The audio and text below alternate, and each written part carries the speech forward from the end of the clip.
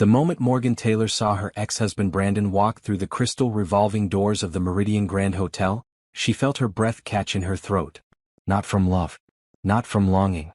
But from the sweet, sharp taste of justice that was about to unfold. She stood near the marble concierge desk, her tailored navy suit perfectly pressed, her natural hair styled in elegant locks that fell past her shoulders.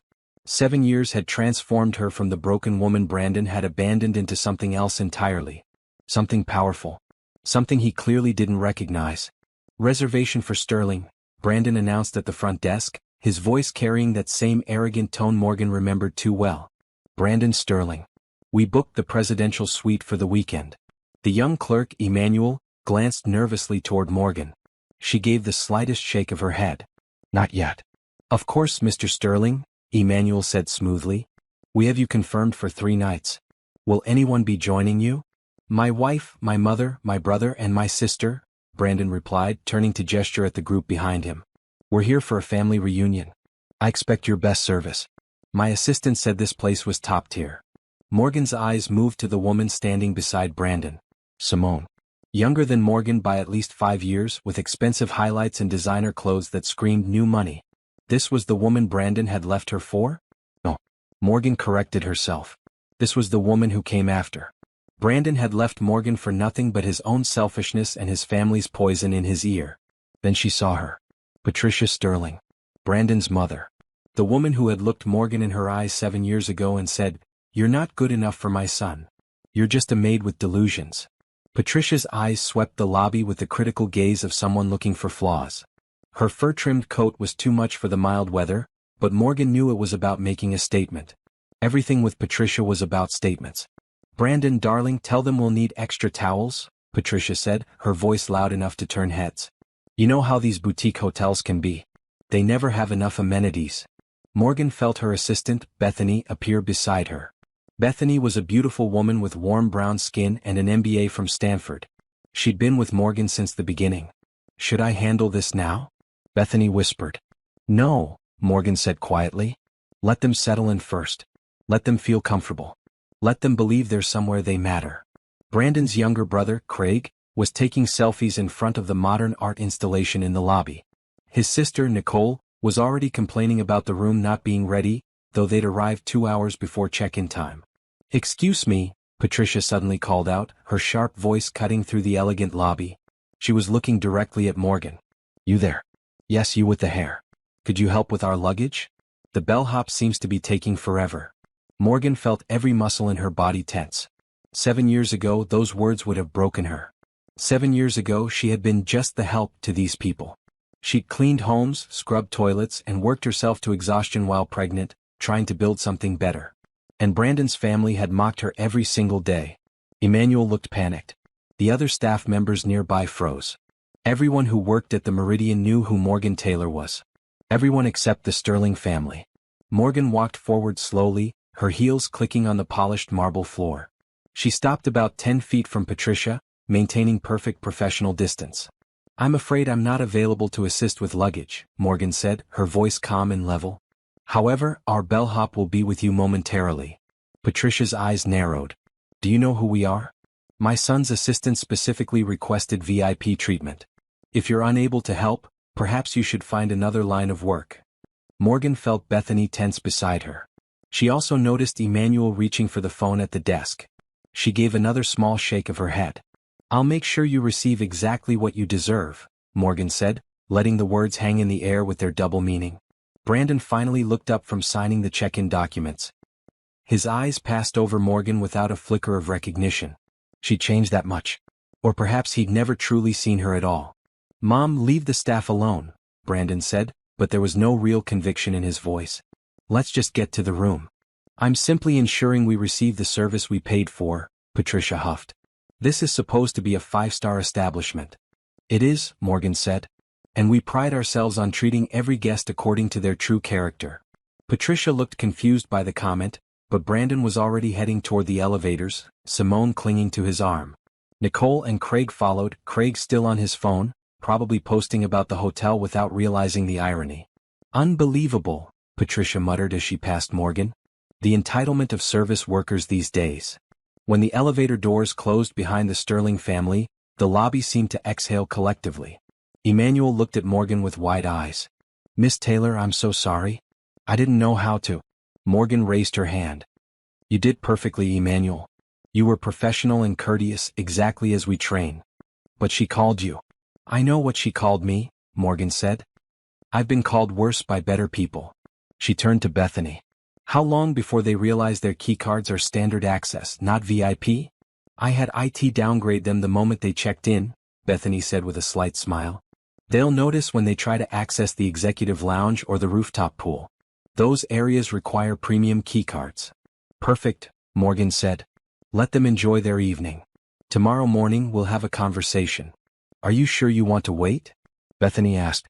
"You could go up there right now and—" "Revenge is a dish best served cold," Morgan said.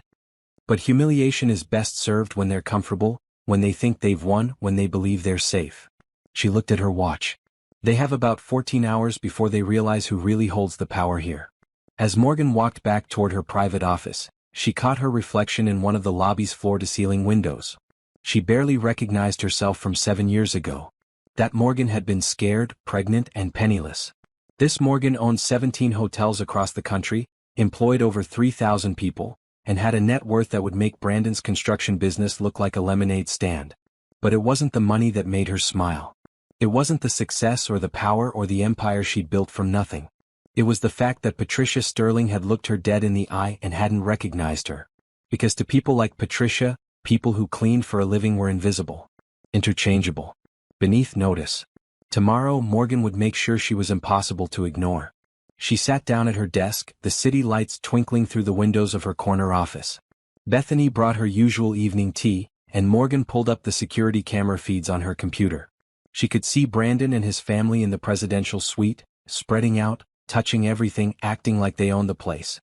"You know," Bethany said, settling into the chair across from Morgan's desk, "when you told me this might happen someday, I didn't believe you. I thought, what are the odds that your ex-husband's family would randomly book a hotel that you own?" "Not random," Morgan said.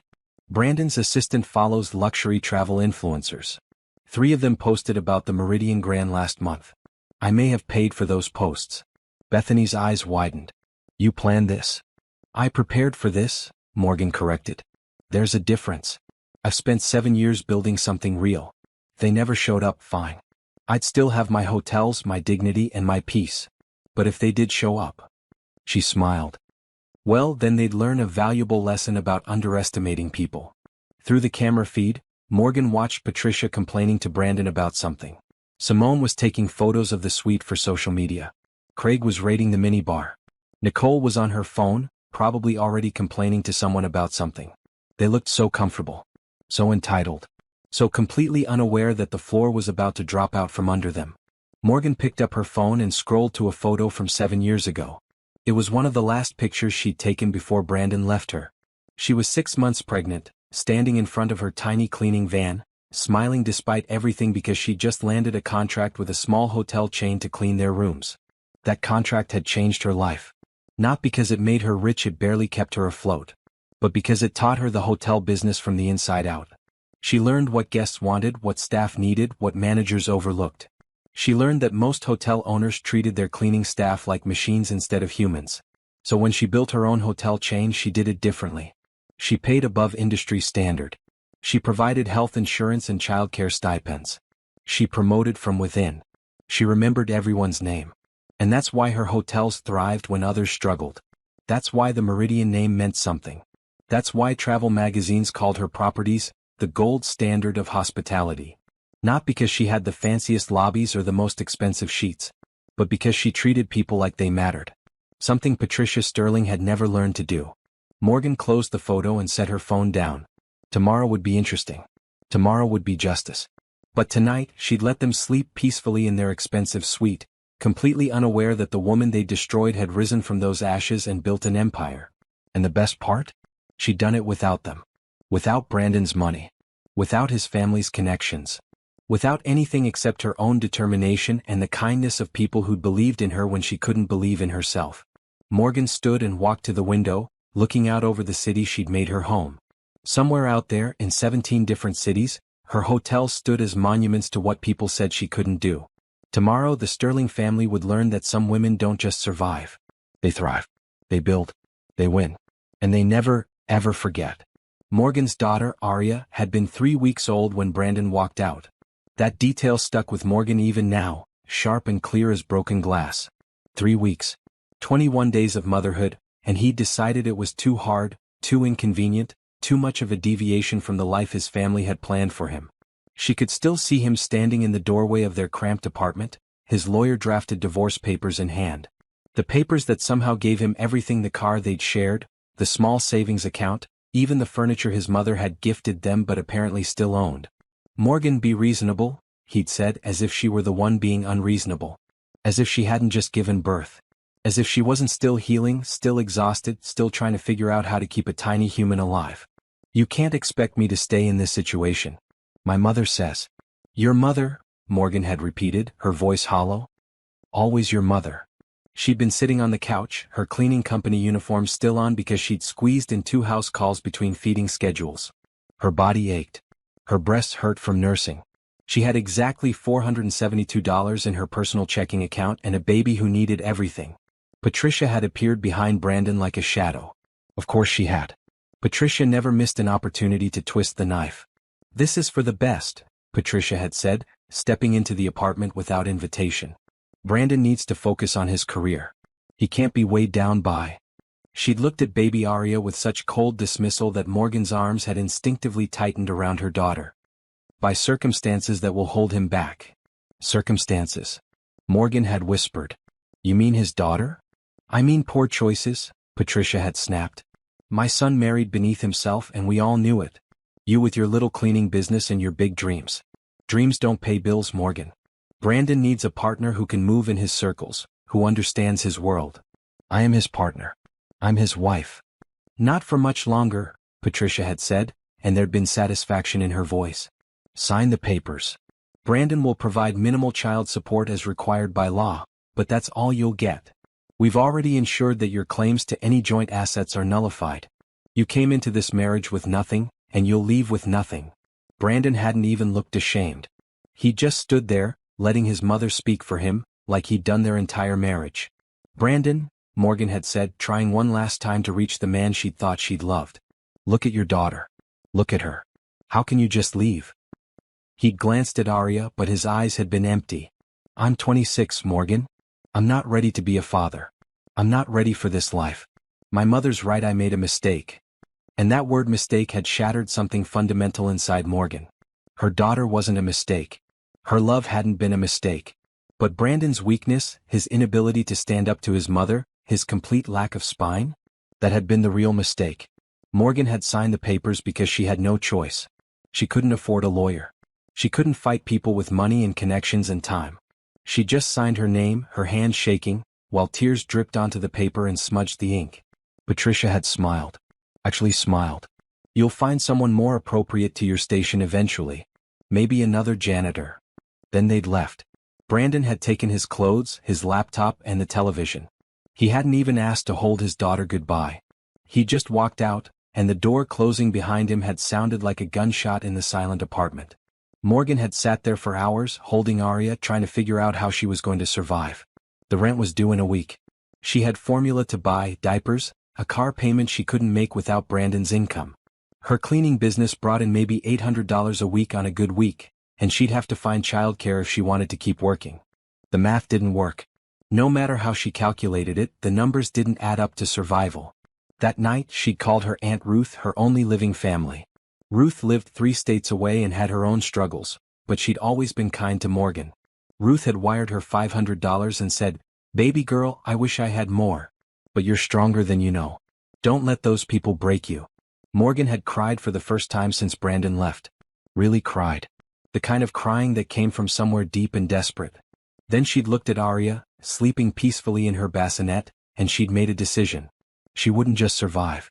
She'd become someone Patricia Sterling couldn't dismiss. Someone Brandon would regret losing. Not for revenge, at least, that's what she told herself, but for proof that she was more than they'd said she was. The next morning, she dropped Arya off at a discount daycare that accepted payment plans. She'd gone to her scheduled cleaning job at the Riverside Inn, a modest hotel on the outskirts of the city. The owner, an older woman named Dorothy Chin, had noticed Morgan's red eyes immediately. "Rough night?" Dorothy had asked, not unkindly. Morgan had almost lied. Almost said she was fine.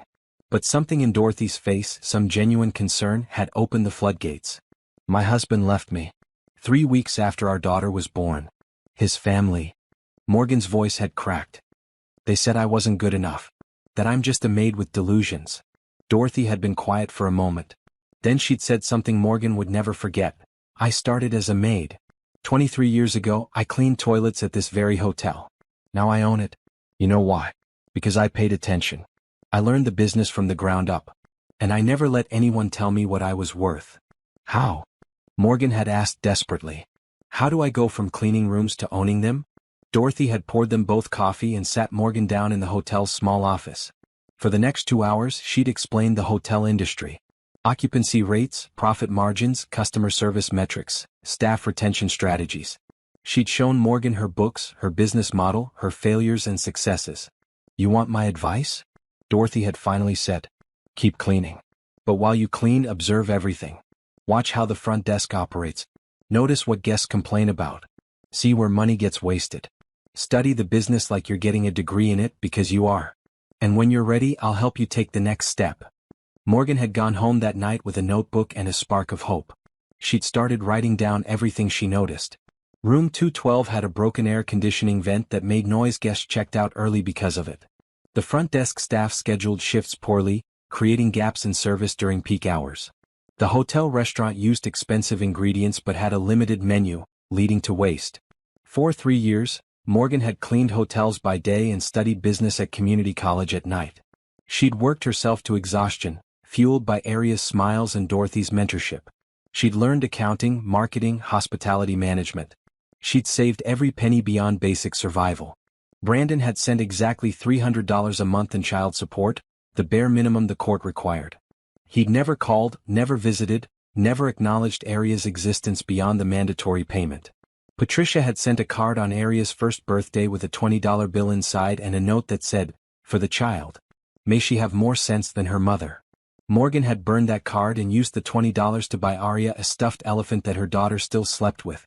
By year 4, Morgan had her associate's degree and enough saved to make a proposal.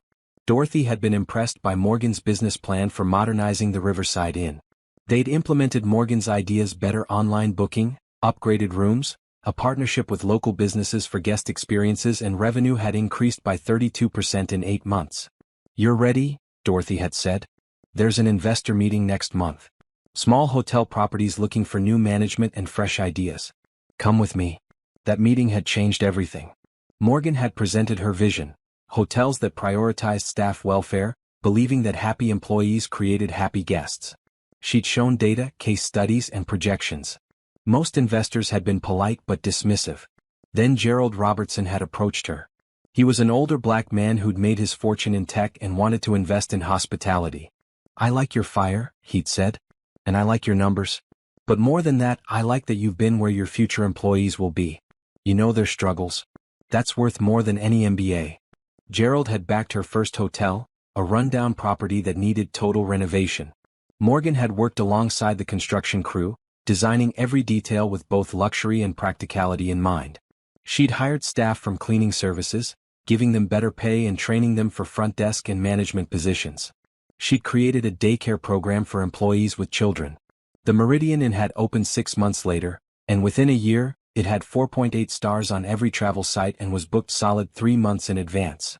Morgan had opened a second hotel. Then a third. Then investors who dismissed her initially were calling her. She'd negotiated hard, retaining majority ownership and complete creative control. By year 6 she had 10 hotels. By year 7, 17, with 3 more in development. Aria had grown up in hotel lobbies, doing homework at concierge desks, playing in employee lounges. The staff adored her. She knew every person's name and asked about their families. She was polite, humble, and kind, everything Patricia Sterling had implied Morgan couldn't teach her. Morgan had built an empire not with her ex-husband's money or connections, but despite their absence. She'd done it while raising a daughter alone.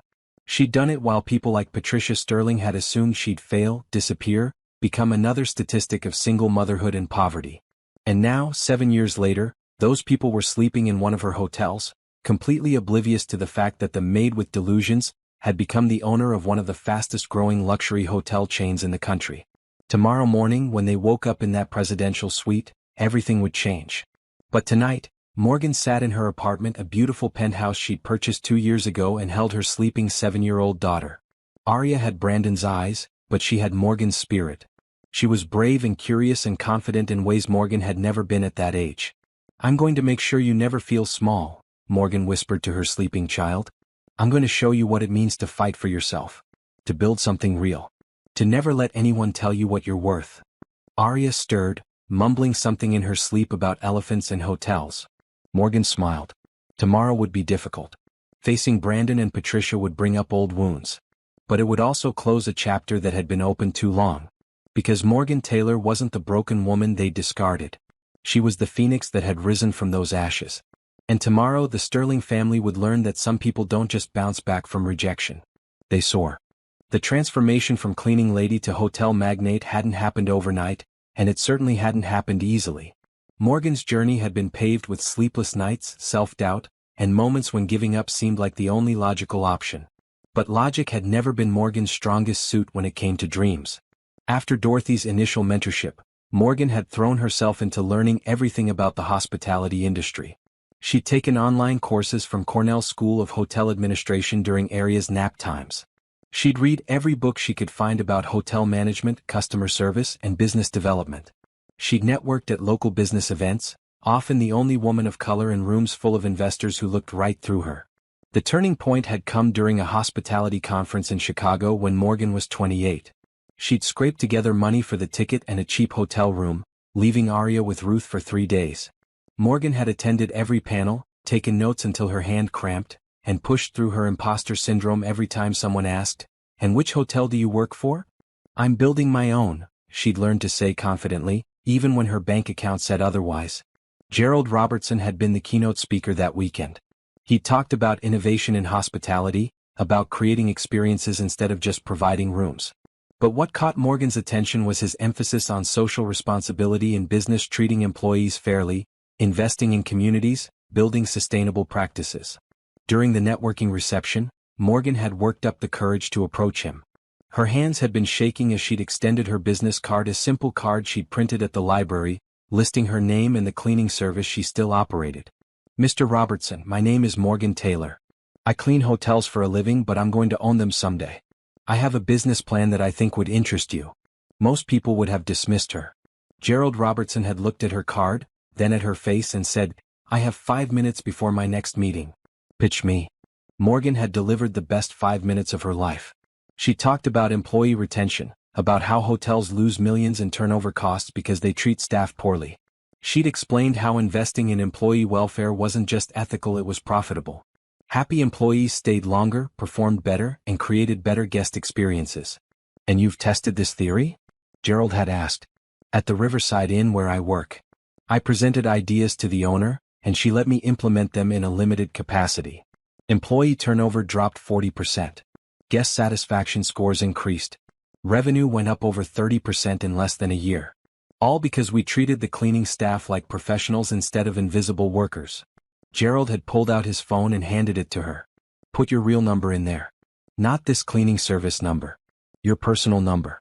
I'm going to call you next week, and we're going to talk seriously about funding your first property." Morgan had almost dropped his phone. "Are you serious?" "I made my money because people invested in me when I was just a kid with an idea and a laptop," Gerald had said. "I see that same hunger in you. Plus your numbers are solid. Let's see if we can turn this vision into reality." That phone call had come exactly 1 week later, and 3 months after that, Morgan had been signing papers for her first hotel property. It was a disaster when she'd bought it, a 40-room motel that hadn't been updated since 1987, with carpet that had probably been host to countless crimes and a reputation so bad that it showed up on worst hotels lists. But Morgan had seen potential. The location was perfect, just off a major highway with good visibility. The bones of the building were solid. And most importantly, she'd gotten it for a price that left room for complete renovation while still staying within Gerald's investment parameters. The renovation had taken 8 months. Morgan had been on site every single day, Arya often beside her in a playpen, or when she got older, helping by sorting paint samples. Morgan had worked alongside contractors, learning plumbing and electrical basics. She designed the rooms herself, going for a modern but warm aesthetic that felt welcoming rather than sterile.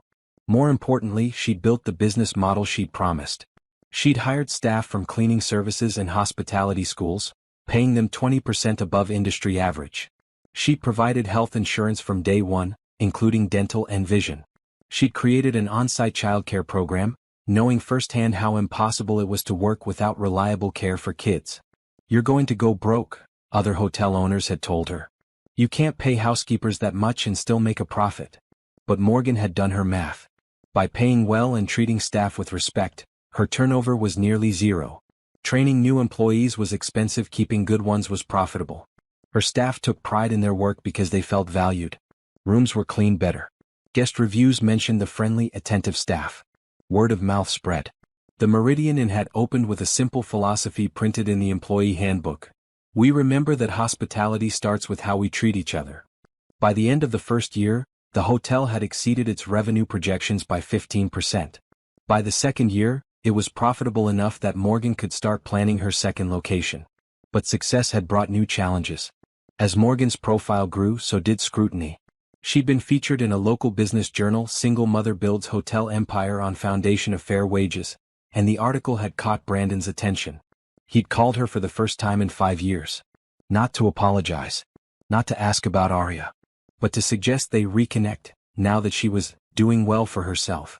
"I always knew you had potential," Brandon had said on that phone call, his voice carrying false warmth. "Maybe we could meet for dinner? Talk about old times?"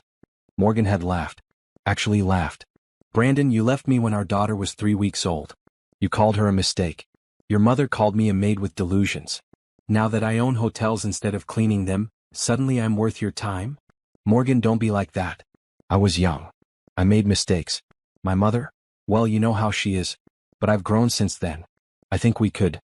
"No," Morgan had said simply. "We couldn't. Arya is 7 now. She doesn't know you, and that's by your choice. My success has nothing to do with you and never will. Lose this number." She'd blocked him immediately. But the call had reminded her that her success was becoming visible, and visibility meant vulnerability. She'd increased her security, protected her assets, and made sure her name was firmly established as the sole owner and founder of the Meridian hotel chain. Patricia had tried a different approach. She'd shown up at the Meridian Inn's lobby unannounced 6 months after that Business Journal article, dressed like she was attending a charity gala. "I'd like to speak with Morgan Taylor," Patricia had told the front desk staff. "Tell her Patricia Sterling is here. She'll know who I am." The staff had immediately recognized the name from Morgan's brief warnings. They'd called Morgan, who'd been reviewing blueprints for the 4th Meridian location, in her office. "Tell Mrs. Sterling I'm in a meeting," Morgan had said calmly, "and that I don't take walk-in appointments. She can reach out through the company website if she has a business inquiry." Patricia had waited for 30 minutes before leaving in a huff, telling anyone who would listen that some people forget where they came from. Morgan hadn't forgotten. She remembered every moment of where she came from. She remembered being poor, desperate, and dismissed. She remembered Patricia's cruel words and Brandon's weak betrayal. She remembered cleaning toilets while pregnant, working 3 jobs while nursing, studying for exams at 2 in the morning with a crying baby in her arms. She remembered all of it. And every memory fueled her determination to build something that could never be taken away. By the time Morgan opened her 10th hotel, she was being courted by major hospitality investment firms. She'd turned them all down, maintaining majority ownership and control. She'd hired Bethany as her COO, promoting her from general manager of the 3rd Meridian location. Together, they'd created a company culture that other hotels tried to copy but could never quite replicate because they didn't truly believe in it. Morgan had started a scholarship program for children of hospitality workers. She'd partnered with culinary schools to create paid internship programs. She'd implemented a policy where any employee could pitch ideas directly to management, and the best ideas earned bonuses and recognition. The Meridian name became synonymous with quality, not just for guests but for employees. People wanted to work for Morgan's hotels. They stayed for years, creating the kind of consistent service that money couldn't buy. And through it all, Morgan had raised Arya to be kind, curious, and compassionate. Arya volunteered at shelters on weekends. She tutored younger kids at her school. She understood that privilege came with responsibility, and that treating everyone with dignity wasn't optional. "Mom," Arya had asked one day when she was 7, sitting in Morgan's office while Morgan reviewed contracts, "why don't I have a dad like other kids?" Morgan had closed her laptop and given her daughter full attention. "You have a biological father, but he chose not to be in your life. That's his loss, not yours. You have me, Aunt Ruth, Uncle Gerald, Aunt Bethany, and about 3,000 hotel staff members who would do anything for you. That's more family than most people have." "Does he know about the hotels?" Arya had asked. "Does he know you're successful?" "Probably," Morgan had said honestly. "But his knowledge doesn't matter.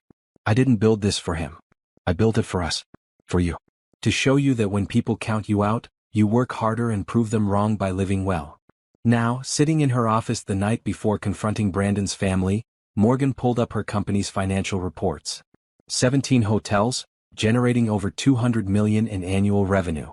3,000 employees with industry-leading benefits and wages. A reputation that had taken 7 years to build, brick by brick, room by room, guest by guest.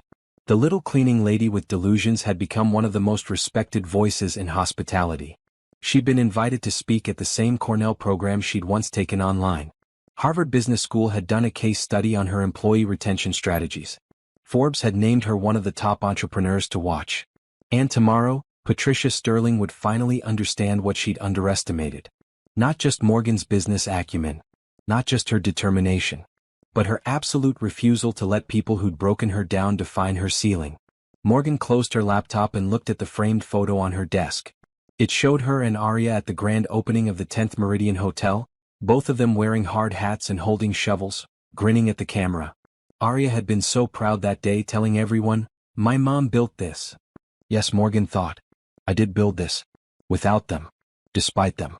Because of my own strength and the help of people who actually believed in me. Tomorrow that lesson would be delivered in the most satisfying way possible. Not with anger or cruelty, but with the simple, undeniable truth of success. Some women break. Some women bend. And some women build empires. Morgan Taylor had built an empire. And it was time for the Sterling family to tour what they'd tried to destroy. Brandon Sterling had always believed in making an entrance. Even now, at 33, he carried himself with the same swagger that had first attracted Morgan a decade ago before she'd realized that confidence without substance was just arrogance wearing a nice suit. He'd been planning this trip for weeks. A family reunion weekend at the Meridian Grand Hotel, paid for by his construction company's expense account. He'd seen the Instagram posts from travel influencers raving about the property. 5-star accommodations, impeccable service, stunning views of the city skyline. It was exactly the kind of place where the Sterling family belonged. Or at least, that's what he kept telling himself as his business teetered on the edge of collapse. Nobody needed to know that 3 major contracts had fallen through this year. Nobody needed to know that Simone's expensive taste was bleeding him dry. Nobody needed to know that his mother's country club dues and his brother's gambling debts were eating into his savings. This weekend was about maintaining appearances. The Sterling family was successful. The Sterling family was important. The Sterling family deserved VIP treatment. As Brandon stepped out of the Uber with Simone on his arm, he took a moment to appreciate the hotel's facade. All glass and steel and modern elegance. His assistant, Rachel, had done well finding this place. "This is gorgeous," Simone said, already pulling out her phone to document their arrival. She was wearing a dress that cost more than most people's monthly rent, her designer bag carefully positioned for the camera angle. "My followers are going to die when they see where we're staying." Patricia emerged from the second Uber, her sharp eyes already scanning for problems. At 61, Brandon's mother still had the energy of a woman half her age, though all that energy was usually directed toward criticizing others and maintaining social status. "The lobby better be as nice as the website promised," Patricia said, adjusting her expensive scarf. "I won't tolerate false advertising." Craig and Nicole piled out of the third Uber, both of them on their phones, both of them looking vaguely annoyed to be present. Craig ran a series of failed business ventures funded by their parents. Nicole was between jobs, which she preferred to call exploring her options. "Can we just check in?" Nicole complained. "I need to shower." That Uber smelled weird. Brandon led his family through the revolving doors, and even he had to admit the lobby was impressive. High ceilings, modern art installations, a water feature that somehow didn't seem pretentious. The marble floors gleamed. Soft music played from hidden speakers. Staff members moved efficiently, greeting guests with genuine smiles. This was the kind of place that said you'd made it. This was the kind of place where the Sterling family belonged. Good afternoon, the young man at the front desk said warmly. His name tag read Emmanuel. Welcome to the Meridian Grand Hotel. Do you have a reservation? Brandon Sterling, Brandon said, sliding his credit card across the marble counter. We booked the presidential suite. I believe my assistant arranged for VIP accommodations? Emmanuel's smile didn't waver, but Brandon noticed the slightest pause. The clerk's eyes flickered toward someone off to the side, a woman in a navy suit who gave the tiniest shake of her head. Of course, Mr. Sterling. Let me pull up your reservation. Emmanuel's fingers flew across the keyboard. Yes, I have you here for 3 nights, presidential suite. Will anyone else be joining your party? Just my family, Brandon said, gesturing to the group behind him. My wife, mother, brother, and sister. We're expecting top-tier service. My assistant specifically mentioned VIP treatment when she booked. Absolutely, Emmanuel said smoothly. We're delighted to have you. I just need a credit card for incidentals and a signature here. Brandon signed the electronic pad, feeling satisfied. This was how things should be. His name carrying weight, his family treated with the respect they deserved. Will there be anything else? Emmanuel asked, handing over key cards. When's the concierge available? Patricia interjected, stepping forward. I'll need reservations at the best restaurant in the hotel for tonight. And I want to ensure our suite has been stocked with the premium amenities. My son paid for VIP and I expect VIP. Of course, Mrs. Sterling. Our concierge desk is just to your left, and they'll be happy to assist with any reservations or special requests. Patricia looked mollified, though Brandon knew she'd find something to complain about eventually. She always did. As Emmanuel handed over the key cards, Brandon noticed that woman in the navy suit again. She was standing near the concierge desk, talking quietly with another staff member. There was something familiar about her profile, something that tugged at his memory. But that was ridiculous. He didn't know anyone who worked at hotels. That was a world he'd left behind when he'd divorced Morgan. Morgan. He hadn't thought about her in months. Years really. She'd probably moved on, maybe found some blue-collar guy who didn't mind her past. She'd probably gone back to cleaning houses, raising that kid alone, struggling to make ends meet like he'd predicted. He'd seen that article about some single mother building hotels, but the woman in the photo hadn't looked anything like Morgan. That woman had been confident, polished, successful, everything Morgan had never been. Brandon, are you coming? Simone tugged at his arm, already heading toward the elevators. He shook off the odd feeling and followed his family, the key card heavy in his pocket. The elevator was sleek and modern, with a touch screen showing different floors and amenities. Patricia was already complaining about the lack of elevator attendants.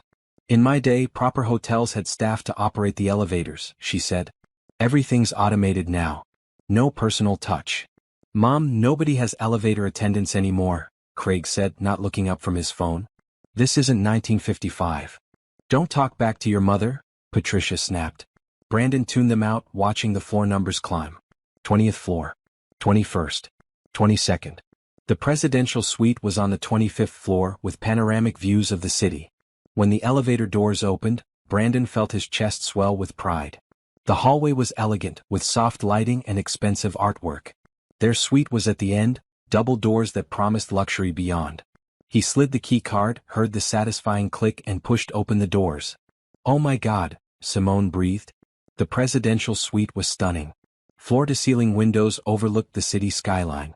The living area was larger than Brandon's first apartment, with plush furniture, a full bar and a dining table that could seat 8. Fresh flowers filled crystal vases. A welcome basket sat on the coffee table, filled with local chocolates and a bottle of champagne. Now this is more like it, Patricia said, walking through the space like a queen inspecting her domain. Though I'll need to check the bedroom situation. I specifically requested separate quarters for myself. Nicole and Craig had already claimed the smaller bedrooms, leaving Brandon and Simone the master suite. The bathroom alone was bigger than Morgan's entire apartment had been. Wait, why was he thinking about Morgan again? Brandon pushed the thought away and focused on unpacking. Simone was already taking photos for Instagram, carefully staging shots of the suite. Patricia was calling the concierge to make her dinner demands. Craig was raiding the minibar. Nicole was complaining about the Wi-Fi password. This was his family. Loud, demanding, occasionally insufferable, but his. And this weekend was about celebrating the Sterling name, about showing the world they were still on top, Even if Brandon's business was struggling and Simone's shopping habits were drowning them in debt and his mother's social climbing was exhausting everyone around her. None of that mattered. What mattered was appearance. What mattered was maintaining the image. Down in the lobby, Morgan watched the security camera feed on Bethany's tablet. She could see Brandon and his family settling into the suite, spreading out like they owned the place. Simone taking her selfies. Patricia probably already finding things to criticize. Craig drinking expensive liquor he didn't pay for. Nicole leaving her clothes everywhere. They look comfortable, Bethany observed. Maybe too comfortable. Let them get comfortable, Morgan said. Let them believe this is what they deserve. Let them feel safe. You're scary when you're calm like this, Bethany said, but she was smiling. I'm not being cruel, Morgan said. I'm being strategic. They've spent 7 years believing they were right about me. Believing I failed, disappeared, became irrelevant. Let them enjoy one evening of that delusion. Tomorrow morning reality arrives. Emmanuel approached them, looking relieved to be away from the front desk. Miss Taylor, I'm so sorry about earlier. When that woman Mrs. Sterling basically called you a servant, I wanted to say something, but you did exactly what you should have done, Morgan assured him. You remained professional. That's what we do here. We don't stoop to other people's level. We rise above it and let our standards speak for themselves. What time do you want me to notify them about the keycard changes? Emmanuel asked. 6 a.m., Morgan said. Right when they try to access the executive lounge for breakfast. They'll get an error message. They'll come downstairs confused and annoyed. That's when I'll introduce myself. This is going to be beautiful, Bethany said. In an absolutely devastating way. Morgan looked at the screen one more time. Brandon was standing at the window, looking out over the city with an expression she recognized. That was his I'm successful face. His I've made it face. His I'm important face. Except he hadn't made it. His construction business was struggling. She knew because she'd looked into it. She always kept tabs on things that might affect Arya, and Brandon's financial situation qualified. He was months behind on child support, though he didn't know she knew. He'd been shuffling money around, keeping up appearances while drowning in debt. She could destroy him financially if she wanted. Could call in lawyers, freeze his assets, demand every penny he owed. But that wasn't the kind of revenge Morgan wanted. She wanted something simpler, recognition. She wanted Brandon and his family to look at her and understand what they'd missed. What they'd underestimated. What they'd thrown away. She wanted them to realize that the woman they'd dismissed as worthless had built something they could only dream of. And tomorrow morning, that realization would arrive with the force of a freight train. Morgan handed the tablet back to Bethany. I'm going home. Arya has a dance recital rehearsal at 6 and I promised I'd be there. Can you handle things here tonight? Of course, Bethany said.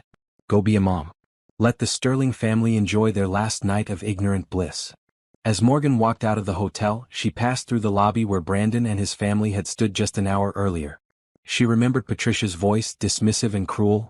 You there with the hair. Could you help with our luggage? Morgan smiled. Tomorrow Patricia Sterling would learn the most important lesson of her life. Never underestimate the help. Because sometimes the help becomes your boss. And bosses have very long memories. Morning came too quickly for the Sterling family, though for entirely different reasons than they expected. Patricia had stayed up past midnight complaining to the hotel restaurant staff about the lack of gluten-free options, despite not actually being gluten intolerant. Craig had drunk his way through the minibar, racking up a bill he assumed Brandon would cover. Nicole had live-streamed herself in the suite, bragging to her followers about the luxury vacation she claimed to have paid for herself. And Brandon had lain awake, staring at the ceiling, thinking about quarterly projections that didn't project anything good. Simone had been the only one who actually slept, mostly because she'd taken a sleeping pill with her evening wine and passed out in an eye mask and silk bonnet, her phone still in her hand. When Brandon's alarm went off at 6 a.m., he groaned.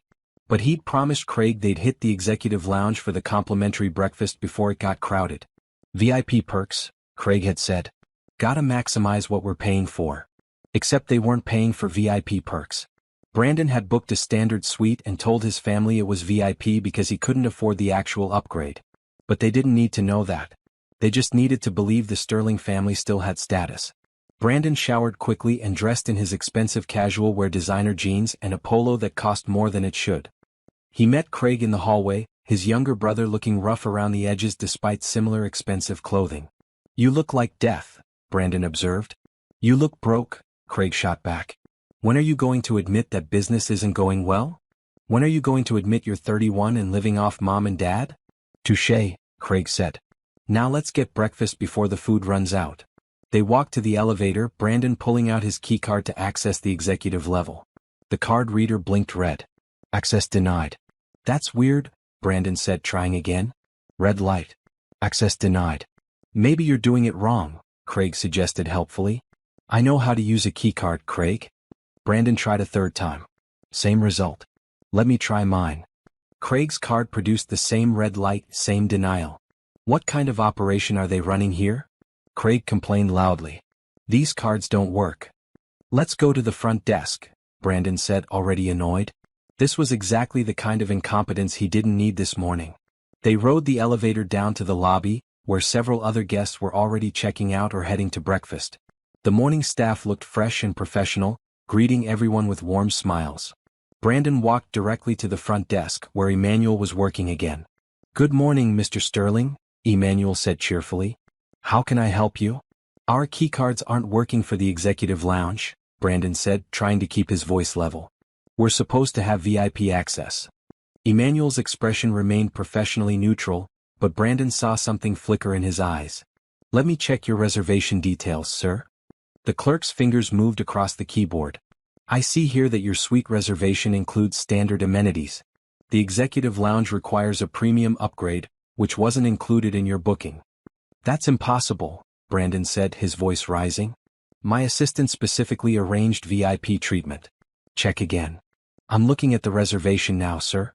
The presidential suite itself is a premium accommodation, but additional VIP services like the executive lounge, spa access, and rooftop pool require separate purchases.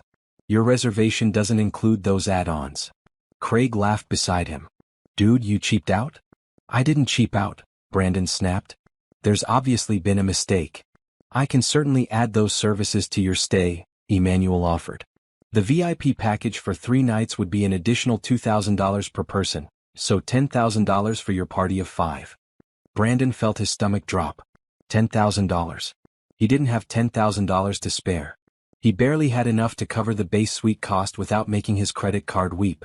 That's ridiculous, Brandon said. Those amenities should be included. Do you know who I am? Do you know what kind of business I run? I'm very sorry for the confusion, sir, Emmanuel said, his professionalism unwavering. Would you like to speak with a manager about the situation? Yes, Brandon said firmly. Give me your manager. This is unacceptable. One moment, please. Emmanuel picked up the phone and spoke quietly into it. Yes, we have a situation at the front desk. The guest would like to speak with management. Brandon crossed his arms, aware that other guests were starting to watch. This was embarrassing. The Sterling family didn't get denied service. The Sterling family didn't get told they couldn't afford things. Someone will be with you shortly, Emmanuel said, hanging up the phone. Shortly turned out to be less than 2 minutes. Brandon watched a woman in an elegant pantsuit approach from the direction of the executive offices. She walked with purpose, her heels clicking confidently on the marble floor. Her natural locks were styled immaculately. Her makeup was flawless. Her jewelry was simple but expensive. Something about her made Brandon's chest tighten with an odd sense of familiarity. Good morning, the woman said, her voice warm but professional. I understand there's been some confusion about amenities? And that's when Brandon's world tilted sideways. Because he knew that voice. He'd heard it beg him to stay 7 years ago. He'd heard it cry over divorce papers. He'd heard it whisper, I love you, when he didn't deserve it. Morgan, he whispered. The woman's smile didn't waver, but something sharp and satisfied flickered in her eyes. Mr. Sterling. I'm Morgan Taylor, CEO and founder of the Meridian hotel chain. Welcome to my hotel. The lobby seemed to go silent. Or maybe that was just the blood rushing in Brandon's ears. Craig made a strangled sound beside him. From behind them, Patricia's voice cut through the moment. Brandon, what's taking so long? I'm hungry and... Patricia stopped mid-sentence as she reached the front desk and saw who was standing there. You. Mrs. Sterling, Morgan said, her tone perfectly polite. How lovely to see you again. Patricia's face went through several colors: white, red, purple. What is this? What kind of joke is this? No joke, Morgan said simply. I own this hotel. I own all 17 Meridian hotels across the country. When you checked in yesterday, you checked into my business. When you demanded VIP treatment, you demanded it from my staff. And when you mistook me for the help in my own lobby, you revealed exactly who you've always been. Brandon felt like he'd been hit by a truck. Morgan owned this place? Morgan, who he'd left penniless and pregnant, owned a luxury hotel chain? This is impossible, Patricia sputtered. You were a maid. You were nothing. I was a cleaning professional, Morgan corrected calmly. And I paid attention. I learned the business from the ground up. Then I built something real while you spent 7 years assuming I'd failed. That says more about you than it does about me. By now, Nicole and Simone had appeared, drawn by the commotion. Nicole looked confused. Simone looked at Morgan with something like grudging respect. So this is the ex-wife? Simone said. The one you said was probably still scrubbing toilets somewhere? Brandon wanted to disappear. Actually vanish into thin air. I do still ensure toilets are cleaned, Morgan said pleasantly. I just employ over 3,000 people to help with that now. At above industry wages with full benefits. I don't believe this, Patricia said. This is some kind of con. You can't possibly own this hotel. Morgan pulled out her phone, typed something and showed the screen to Patricia. That's the Meridian Hotel's corporate website. My name. My photo. My company. Would you like to see the ownership documents? Or perhaps you'd like me to have security escort you out while you continue to insist I'm lying in my own establishment. The threat was delivered so sweetly that it took a moment to register. Patricia's mouth opened and closed like a fish. Now, Morgan continued, about your reservation. Your suite is paid for through checkout on Sunday, and you're welcome to remain as standard guests. However, all VIP privileges have been revoked. The executive lounge, rooftop pool, spa services, and complimentary upgrades you expected are not included in your package and won't be added regardless of payment offered. You can't do that, Brandon finally found his voice. We're paying customers. And you'll receive exactly what you paid for, Morgan said. A beautiful suite, clean rooms, excellent service from my staff. What you won't receive is special treatment you haven't earned and definitely don't deserve. My hotel, my rules. This is discrimination, Patricia said. I'll sue you. I'll destroy you. Morgan's smile turned razor-sharp. Please do try. I have excellent lawyers who would love to explain how refusing to provide free upgrades to people who treated the owner with contempt 7 years ago isn't actually illegal. I'm not denying you service. I'm just declining to treat you like VIPs. Because you're not. Brandon saw his mother's face cycle through emotions before landing on desperate manipulation. Brandon, are you going to let her talk to your mother this way? But what could Brandon say? What could he possibly do? Morgan held all the power here. She literally owned the building they were standing in. Perhaps we should just go back to the room, he managed. Excellent idea, Morgan said. Enjoy your stay. Standard checkout is 11 a.m. on Sunday. Should you need anything that's actually included in your package, my staff will be happy to assist. Have a wonderful day. She turned and walked away, her confidence absolute. Brandon watched her go, his mind spinning with 1,000 thoughts. When had this happened? How had this happened? The woman he'd left broken had become this? I told you that girl was trouble, Patricia hissed, but her voice lacked its usual conviction. This is why we made you leave her. She's vindictive. Mom, Brandon said quietly, she just let us know we're not getting free stuff at her hotel. That's not vindictive. That's business. Don't defend her. But Brandon wasn't defending Morgan. He was just starting to realize 7 years too late, exactly what he'd thrown away. Not for love, he wasn't sure he'd ever really loved her. But for potential. For partnership. For the chance to be with someone who actually built something instead of just pretending to. Craig was laughing. Actually laughing. Bro, your ex-wife is rich. Your ex-wife owns this hotel. Your ex-wife just kicked us out of the VIP lounge. This is the greatest karma moment I've ever witnessed. Shut up, Craig, Nicole snapped, but even she looked impressed. Simone was very quiet, studying Brandon with an expression he couldn't read. You told me she was barely making it, she said softly. You said she was struggling. I thought she was, Brandon said. We haven't spoken in years. Clearly you should have, Simone said, and there was an edge to her voice. Your ex-wife is a CEO, and you're barely keeping your business afloat. That's embarrassing, Brandon. I'm going back to the room, Patricia announced. This is humiliating. Everyone's staring. She was right. Other guests were definitely watching, whispering. Some were pulling out phones. This was going to end up on social media. The Sterling family getting put in their place by a woman they dismissed as worthless. Brandon followed his family back to the elevators, his mind reeling. In the span of 10 minutes, his entire understanding of the last 7 years had shifted. Morgan hadn't failed. She'd succeeded beyond anything he'd ever accomplished. And he'd missed all of it because he'd been too busy listening to his mother and too weak to stand up for what was right. As they rode the elevator in silence, Brandon caught his reflection in the mirrored walls. He looked tired. Older than 33. Worn down by debts and appearances and bad decisions. He thought about Morgan's face in the lobby. Professional. Composed. Powerful. Not angry, just done with them. And he realized that she'd won. Not by destroying them or humiliating them publicly, but by becoming someone they could never diminish again. Back in her office, Morgan sat down at her desk and let out a long breath. Bethany appeared with tea. "How do you feel?" Bethany asked. "Satisfied," Morgan said honestly. "And free. For 7 years, they've lived in my head as these powerful figures who destroyed me. But seeing them this morning? They're just people. Small, insecure people who need to put others down to feel important." "Did you see Patricia's face?" Bethany grinned. "I thought she might actually explode." "She'll recover," Morgan said. "They all will. This isn't about destroying them. It's about making sure they know who I am. What I built. What they missed." Her phone buzzed. A text from her daughter. "Aunt Ruth said you faced the bad people today. Did you win?" Morgan smiled and typed back, "I didn't need to win, baby. I already won 7 years ago when I decided to build something real. Today I just showed them the results. Love you. See you tonight." She set her phone down and looked out her window at the city. Somewhere in this building, Brandon Sterling was having the worst morning of his life.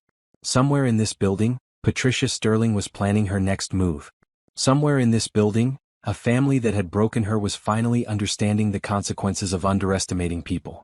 And Morgan felt nothing but peace. Because the best revenge really was living well. And she'd lived very, very well indeed. The Sterling family's retreat to their presidential suite was marked by a silence so thick it could choke.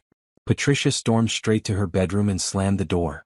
Craig poured himself a drink from the minibar, his third expense Brandon would have to cover. Nicole collapsed on the couch, scrolling furiously through her phone, no doubt looking for any mention of their lobby humiliation. Simone stood by the floor-to-ceiling windows, arms crossed, staring out at the city skyline. Brandon recognized her stance. She was building up to something and it wasn't going to be pleasant. 10 years, Simone said finally, not turning around.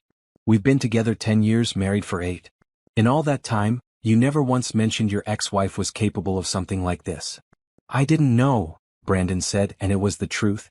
"When I left her, she was barely surviving. She had a small cleaning business. She was living in a terrible apartment. I sent child support." "The bare minimum," Simone interrupted. "And you're 4 months behind on that, by the way. I saw the court notices you've been hiding." Brandon's stomach clenched. "Simone, don't." She finally turned to face him and her expression was cold. "Your ex-wife built a hotel empire while raising your daughter alone. You built a construction company that's falling apart.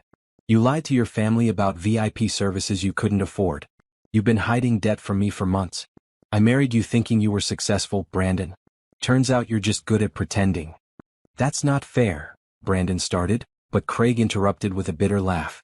"Actually, that's completely fair. We all pretend, Simone. That's what the Sterling family does. We act like we're still important, still wealthy, still relevant. But we're not. Dad's business went under 3 years ago. Mom's living on credit cards and inheritance. I'm a 31-year-old leech. Nicole hasn't held a job in 2 years. And Brandon's construction company is hemorrhaging money. We're all just really committed to the illusion." "Craig, shut up," Nicole snapped, but her heart wasn't in it. "Why?" Craig took another drink. "Everyone already knows. Morgan certainly knows. She probably looked into all of us before we even booked this room. That's what successful people do, they do their homework. We just show up and expect the world to treat us like we matter." Brandon sank onto the couch, his head in his hands. Craig was right. About all of it. The Sterling family was built on appearances, on the memory of wealth rather than actual wealth. His grandfather had made real money. His father had managed to maintain some of it. But Brandon's generation? They were coasting on fumes and family name. Meanwhile, Morgan, who they dismissed as beneath them, had actually built something real. "I need to talk to her," Brandon said suddenly. "No," Simone said firmly. "You need to leave her alone." For once in your life, Brandon, have some dignity. That woman doesn't owe you anything. She doesn't owe you her time, her attention, or her forgiveness. She moved on. She built a life. And you weren't part of it. I have a daughter, Brandon said. Doesn't that matter? You have a daughter you haven't seen in 7 years, Simone corrected. A daughter whose name you barely mention. A daughter whose child support you can't keep current.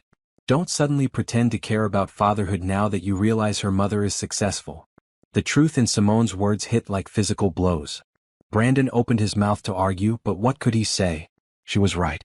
Arya was 7 years old, and he'd chosen to be absent from her entire life. Not because Morgan kept her from him, she'd never blocked his access. He'd chosen it. Because being a father was hard and walking away had been easier. Patricia emerged from her bedroom, her face composed but her eyes blazing. We're leaving, she announced. I won't stay another moment in that woman's hotel. Pack your things. We'll find somewhere else to spend the weekend. Mom, we already paid for the room, Nicole pointed out. Where else are we going to go? Anywhere but here, Patricia said. I won't be humiliated like this. You humiliated yourself, Craig said, and even Brandon was surprised by the anger in his brother's voice. You treated that woman like trash 7 years ago. You convinced Brandon to leave his pregnant wife. You told all of us that Morgan wasn't good enough for this family. And now she owns 17 hotels while we're living on credit and nostalgia. Maybe the problem isn't Morgan. Maybe the problem is us. How dare you, Patricia breathed. I raised you. I gave you everything. You gave us nothing but ego and entitlement, Craig said. And for what? So we could all end up like this? Broke and desperate but wearing designer clothes? I'm done, Mom. I'm done pretending we're better than people who actually work for what they have. Craig grabbed his jacket and walked out of the suite, the door closing firmly behind him. The remaining family members stood in stunned silence. He'll come back, Patricia said, but she didn't sound convinced. Brandon's phone buzzed. A text from his assistant. Mr. Sterling, the Johnson project just pulled out. They said they don't want to work with someone who treats family poorly. Something about a video? Brandon's hands shook as he opened his social media apps. It took less than 30 seconds to find the video. Someone had filmed their lobby confrontation with Morgan. The audio wasn't perfect, but you could hear Patricia calling Morgan nothing, and Morgan calmly explaining that she owned the hotel chain. The video had been posted 2 hours ago. It already had 50,000 views and was climbing. The comments were brutal. Imagine being so entitled you don't recognize the owner of the hotel you're staying at. That CEO is pure class. I'd work for her in a heartbeat. The way she handled that terrible family with complete professionalism? Queen behavior. The Sterling family thinks they're too good for the woman who owns the hotel they're staying at. Make it make sense. One comment had been shared hundreds of times. Just looked up Meridian hotels. CEO Morgan Taylor started as a cleaning lady and built this empire as a single mom. Meanwhile, her ex-husband's construction company has a C rating with the Better Business Bureau. Do with that information what you will. We're trending, Brandon said numbly. What? Simone grabbed his phone. Her face paled as she scrolled through the comments. Oh my God. Brandon, this is everywhere. We're a meme. She stopped, reading something that made her expression harden. People are calling your business. They're saying they won't work with you because of how you treated Morgan. That's not fair, Brandon protested weakly. That was 7 years ago. You literally tried to deny her VIP access, got revoked this morning, Simone pointed out. This isn't about 7 years ago. This is about who you are right now. Nicole was scrolling on her own phone, her face growing increasingly distressed. My friends are texting me. Everyone's seen the video. They're asking why Mom called Morgan nothing, when Morgan obviously built something incredible. Because Morgan is nothing, Patricia insisted, but even she sounded less certain. She was a maid. That's all she'll ever be to me. She's a CO, Simone said flatly. She's successful. She's respected. And you just called her nothing in front of witnesses and cameras. Patricia, you've destroyed whatever reputation this family had left. I've destroyed? Patricia's voice rose. That woman set us up. She knew we were coming. She probably planned this whole thing. Or, Simone said, you booked a hotel without knowing who owned it, acted exactly like the entitled person you've always been, and got exactly what you deserved. You're not the victim here, Patricia. You're the lesson. Brandon watched his wife, his usually supportive, usually passive wife, stand up to his mother. When had Simone developed a spine? When had she stopped being impressed by the Sterling family name? Maybe around the same time she'd started seeing through his lies about money. "I'm going for a walk," Simone announced. "I need to think about some things." "What things?" Brandon asked, though he suspected he knew. "Things like whether I want to be married to a man who abandoned his child and then acts surprised when karma catches up. Things like whether the Sterling family name is worth the embarrassment. Things like whether I've wasted 10 years of my life with someone who values appearance over substance." She grabbed her purse and left, leaving Brandon alone with his mother and sister. The silence stretched uncomfortably. "This is fixable," Patricia finally said, but she didn't sound convinced. "We'll issue a statement. We'll explain that we were shocked, that emotions were high, that—" "That what?" Brandon interrupted. "That we treated Morgan like garbage 7 years ago and haven't changed? That I abandoned my daughter? That you told my ex-wife she was worthless? What statement fixes that, Mom? Don't take that tone with me." "What tone should I take?" Brandon felt something breaking inside him. 7 years of justifying his choices, 7 years of listening to his mother's poison, 7 years of pretending he'd made the right decision. "I left my pregnant wife because you told me to. I've missed 7 years of my daughter's life because you convinced me it was the right choice. And now I'm watching my ex-wife, a woman you said would fail, succeed beyond anything our family has ever accomplished. What tone should I take about that?" Patricia's face hardened. "If you're going to side with that woman—" "I'm not siding with anyone," Brandon said tiredly. "I'm just finally seeing the truth. Morgan didn't need me. She didn't need our family's money or connections or name. She built something real all by herself. And I could have been part of that. I could have been there, watching her build, helping her raise our daughter, being an actual partner. But I chose you instead. I chose appearances instead. And now I have nothing to show for it except debt and embarrassment." He stood up, suddenly exhausted. "I'm going down to the business center. I need to try to salvage what's left of my company before everyone in the industry watches that video and decides I'm not worth working with." "Brandon." "No, Mom. I'm done. Craig's right. We're not better than Morgan. We're not better than anyone. We just pretended we were for so long that we started believing it. But the truth is in that lobby video. Morgan is everything we pretended to be. And we're nothing but pretend." He left his mother standing in the suite, her face a mask of fury and, if he wasn't mistaken, fear. Because Patricia Sterling's entire identity was built on being better than others. And Morgan had just proven beyond doubt that Patricia wasn't better. Just louder. Down in the business center, Brandon opened his laptop and started reading the emails flooding in. 3 more clients canceling contracts. 2 potential deals withdrawn. A message from his bank about his line of credit. Another message from his accountant about quarterly taxes he couldn't pay. His business was collapsing and he had no one to blame but himself. Through the glass wall of the business center he could see the hotel lobby. Efficient staff, happy guests, beautiful design. Every detail spoke of care and quality. This was what Morgan had built. This was what she'd become. And he'd missed all of it because he'd been too weak to stand up to his mother, too cowardly to be a real father, too focused on appearances to see substance. His phone buzzed again. Another text, this time from a number he didn't recognize. "Hi, Mr. Sterling. This is Craig. I'm checking out early and going home. I'm also going to call Aria's mother and apologize for how our family treated her. You should do the same, but we both know you won't. Good luck with everything. You're going to need it." Brandon stared at the message. His little brother, the family screw-up, the one they all looked down on, was apologizing to Morgan. Was taking accountability. Was being more of a man than Brandon had ever been. He typed a response 3 times and deleted it 3 times. What could he possibly say? Finally he settled on, "Tell her I'm sorry." Craig's response was immediate, "Tell her yourself. If you have the guts." But Brandon didn't have the guts. He'd proven that 7 years ago when he'd walked out. He'd proven it every day since when he'd sent minimum child support and told himself he was being responsible. He'd proven it this morning when he tried to argue with Morgan in her own lobby. He didn't have the guts to face what he'd done, who he'd become, or the woman he'd underestimated. So he sat in the business center of his ex-wife's hotel, watching his life fall apart, and did what he'd always done. He blamed everyone but himself and changed nothing. By evening the video had gone viral. Not just trending viral. Over 2 million views. News outlets were picking it up. Business magazines were writing articles about Morgan's rise from cleaning lady to CEO. The narrative had taken on a life of its own. Successful black woman entrepreneur who overcame abandonment and built an empire, versus entitled family who underestimated her. Morgan had given exactly one statement to the press, through her PR team. We at Meridian Hotels treat all guests with respect and professionalism. We expect the same courtesy in return. This incident has been resolved privately, and we have no further comment. Professional. Classy. Giving nothing away while the internet filled in the gaps with their own interpretations. Brandon sat in the hotel bar, nursing a drink he couldn't afford, watching the news coverage on the mounted television. His phone kept buzzing with calls from his mother, his sister, potential clients backing out, friends asking if it was true.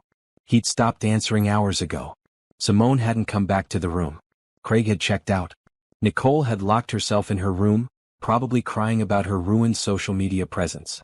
Patricia had called the front desk 17 times trying to complain to management, only to be politely told that management had nothing further to discuss. Mind if I sit? A woman's voice asked. Brandon looked up to find Morgan standing beside his table. She wasn't in her business suit anymore. She'd changed into casual but expensive clothes, looking like any other wealthy patron taking advantage of the hotel's amenities. But there was nothing casual about the way she carried herself. It's your hotel, Brandon said. You can sit wherever you want. Morgan slid into the booth across from him, not ordering anything, just sitting there with that calm, evaluating expression he'd seen this morning. It made him feel like a specimen under a microscope. You should know, Brandon said, I didn't plan this. The hotel booking. Coming here. I had no idea this was yours. I know, Morgan said simply. Your assistant follows travel influencers. They posted about the Meridian Grand. It was random chance that you ended up here. Was it? Brandon looked at her. Or did you pay for those influencer posts? Morgan's smile was small and satisfied. I prepared for the possibility. I didn't arrange it, but I wasn't surprised by it either. You always did like to show off, Brandon. I knew eventually you'd find your way to one of my hotels. I just didn't know when. You've been waiting 7 years for this moment? No, Morgan said, and she sounded honest. I've been building for 7 years. This moment was a bonus, not the goal. Whether you showed up or not, I still have 17 successful hotels, a daughter I'm incredibly proud of, and a life I built from nothing. You showing up doesn't change that. It just gives me the opportunity to show you what you missed. Brandon took a drink, buying time to find words. You've done well for yourself. I've worked hard for myself, Morgan corrected. There's a difference. Doing well implies luck. I wasn't lucky, Brandon. I was determined. I was smart. I was willing to sacrifice and struggle and build. While you were spending 7 years pretending to be successful, I was actually becoming successful. That's not fair, Brandon said. I've built a business. I employ people. You've built a company that's months away from bankruptcy, Morgan interrupted calmly. You're 4 months behind on child support for a daughter you've never visited. You lied to your family about VIP services because you couldn't afford them. You're living on credit and appearances. That's not building, Brandon. That's pretending. How do you know about my finances? I have a daughter with you, Morgan said. You think I don't keep track of who owes her support? I have lawyers who monitor everything related to area's welfare. I know your business is failing. I know you're in debt. I know Simone is realizing she married someone who values image over substance. I know all of it, Brandon. Because I pay attention to things that might affect my child. Our child? Brandon said quietly. No. Morgan's voice was firm. My child. You signed away your rights when you walked out. You surrendered your claim when you chose your mother over your daughter. Arya is mine. She doesn't ask about you. She doesn't miss you. She doesn't need you. Because I made sure she had everything she needed without you. The words hurt more than Brandon expected. I could have been there. If you'd asked. Asked? Morgan's laugh was sharp. I'm sorry, did I miss the part where it's the abandoned mother's job to beg the absent father to be present? You knew where we were. You had my number. You sent child support checks. You knew how to find us if you wanted to. You just didn't want to. My mother said. Your mother said what she always says, Morgan interrupted. That people like me aren't good enough for people like you. And you believed her because believing her was easier than thinking for yourself. But here's the thing, Brandon. I wasn't good enough for you. I was too good for you. And I proved it by building something you could only dream of while you spent 7 years coasting on your family name. Brandon felt something inside him crumble. I made a mistake. Yes, you did, Morgan agreed. But not the one you think. Your mistake wasn't leaving me honestly, that was the best thing you could have done for me. Your mistake was listening to your mother when she told you success comes from who you know instead of what you build. Your mistake was choosing appearances over authenticity. Your mistake was believing that a title and a family name would carry you through life without actual work. So what now? Brandon asked. You've proven your point. You've shown my family that you're successful. You've made us all look foolish. What else do you want? Nothing, Morgan said simply. I don't want anything from you, Brandon. Not your apology. Not your regret. Not your attempts at redemption. I just wanted you to see. To understand. To realize that the woman you discarded built a life you can't even imagine. That's it. That's all I needed. And Arya? Brandon asked, his voice cracking. Do I have any rights? Any chance to what? Be her father now that her mother is rich? Morgan's eyes were hard. No, Brandon. You had 7 years to be her father. 7 years to show up, call, visit, be present. You sent minimum child support and told yourself that was enough. It wasn't. And now that she's 7 years old and doesn't need you, now that I'm successful and you're struggling, you suddenly want to be involved? That's not love. That's opportunism. She's my daughter too. Biologically, yes. In every other way that matters, no. Arya has a family. She has me, Aunt Ruth, Uncle Gerald, Aunt Bethany, and about 3,000 hotel staff members who've watched her grow up. She has people who show up, who care, who ask about her day and help with her homework and attend her dance recitals. What she doesn't have is a father who abandoned her, and she's better off for it. Morgan stood up, preparing to leave. Brandon reached out, not quite touching her arm, but enough to make her pause. I'm sorry, he said quietly. For what it's worth, I'm truly sorry. You deserved better. Arya deserved better. You're right, Morgan said. We both did. And we found it without you. She paused, then added, here's some free advice, Brandon. Stop living for your mother. Stop living for appearances. Figure out who you actually are and what you actually want to build. Not the image of success, but real success. Otherwise, you're going to be 50 years old, still pretending, still empty, still wondering why everyone else seems to figure it out except you. She walked away before he could respond, her stride confident, her shoulders straight. Brandon watched her go and realized that she hadn't come to the bar for him. She hadn't come to gloat or argue or even really talk. She'd come to close a door. To seal off a chapter of her life that he'd been holding open with his own guilt and regret. And now the door was closed.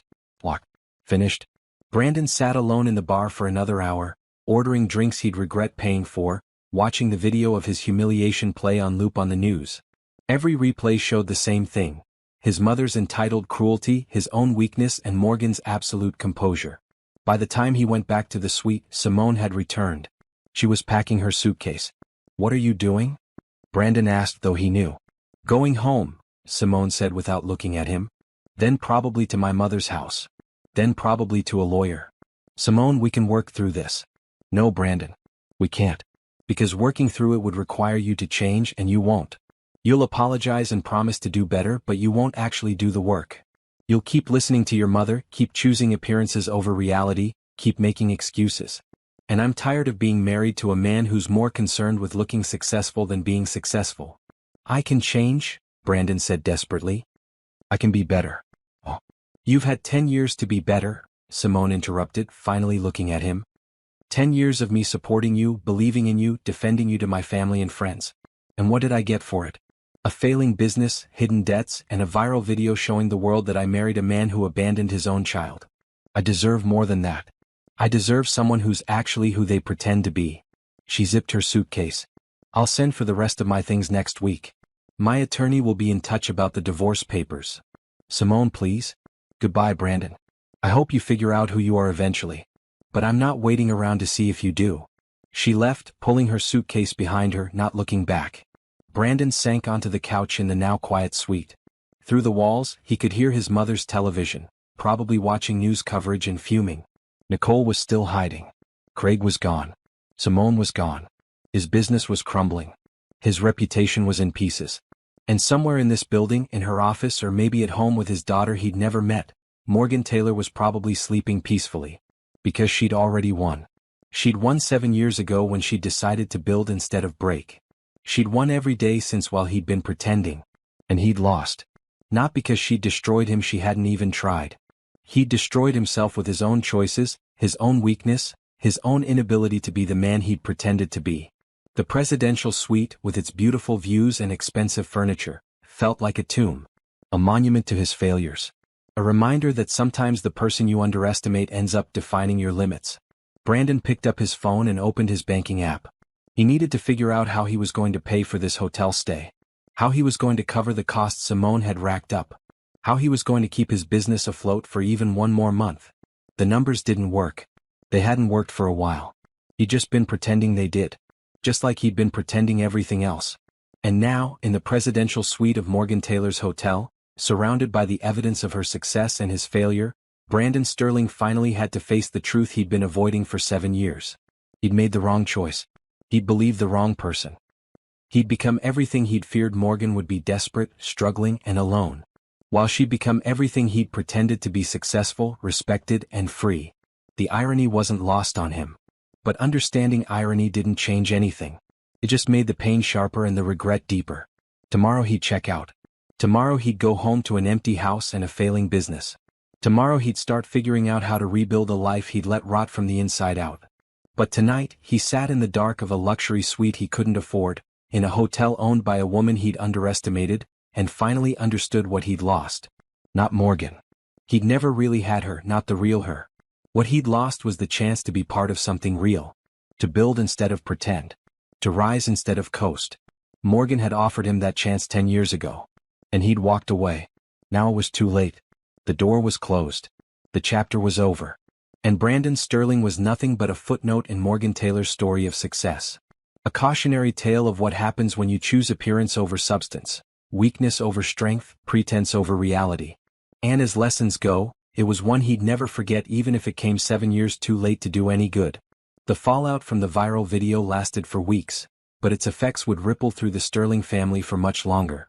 By Monday morning, Brandon's business had lost 7 major contracts. By Tuesday, his bank had called the note on his line of credit.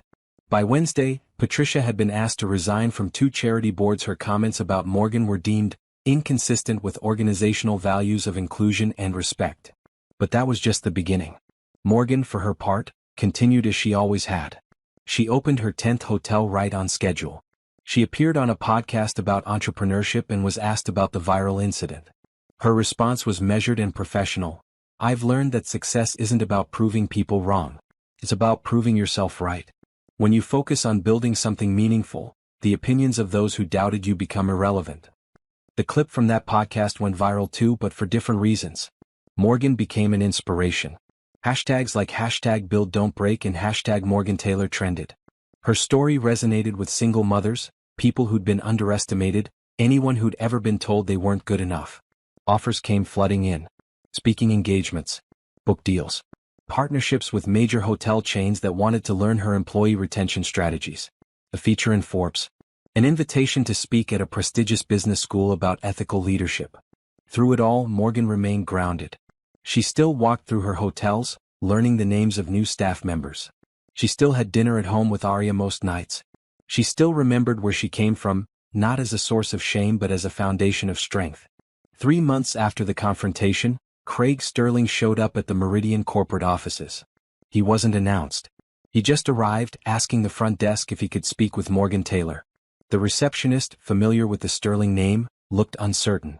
"Do you have an appointment, Mr. Sterling?" "No," Craig admitted. "But I'm hoping she'll see me anyway.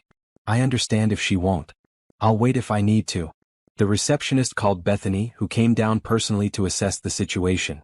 She found Craig sitting in the lobby, not on his phone, not causing a scene, just sitting patiently with the demeanor of someone who knew he had no right to demand anything. "Mr. Sterling," Bethany said coolly. Craig stood immediately. "I know I have no right to be here. I know my family has caused Miss Taylor enough trouble. But I wanted to apologize in person, and I was hoping I could speak with her for just 5 minutes. If she says no, I'll leave and never come back." Bethany studied him for a long moment. "Wait here." She returned 15 minutes later. "Miss Taylor will give you 10 minutes. Follow me." Craig was led to a conference room, not Morgan's office. A small power play that Craig understood and accepted. He was on her territory, on her time, and he had no leverage whatsoever. Morgan entered wearing a business suit, her expression neutral but not hostile. She sat across from Craig, Bethany standing by the door like a guardian. "You have 10 minutes, Morgan said. "What do you want to say?" I'm sorry, Craig said immediately. For everything. For how my family treated you 7 years ago. For my part in making you feel less than what you are. For standing by while my mother said terrible things. For not speaking up when Brandon left you. For laughing at jokes about you struggling. For all of it. I was younger and stupider, but that doesn't excuse it. You didn't deserve any of what we put you through. Morgan listened without interruption, her face giving nothing away. I also wanted to tell you, Craig continued, that your example changed my life. Watching you in that lobby, how you handled my mother with such grace while making it clear you wouldn't tolerate disrespect, it made me realize how far I've fallen.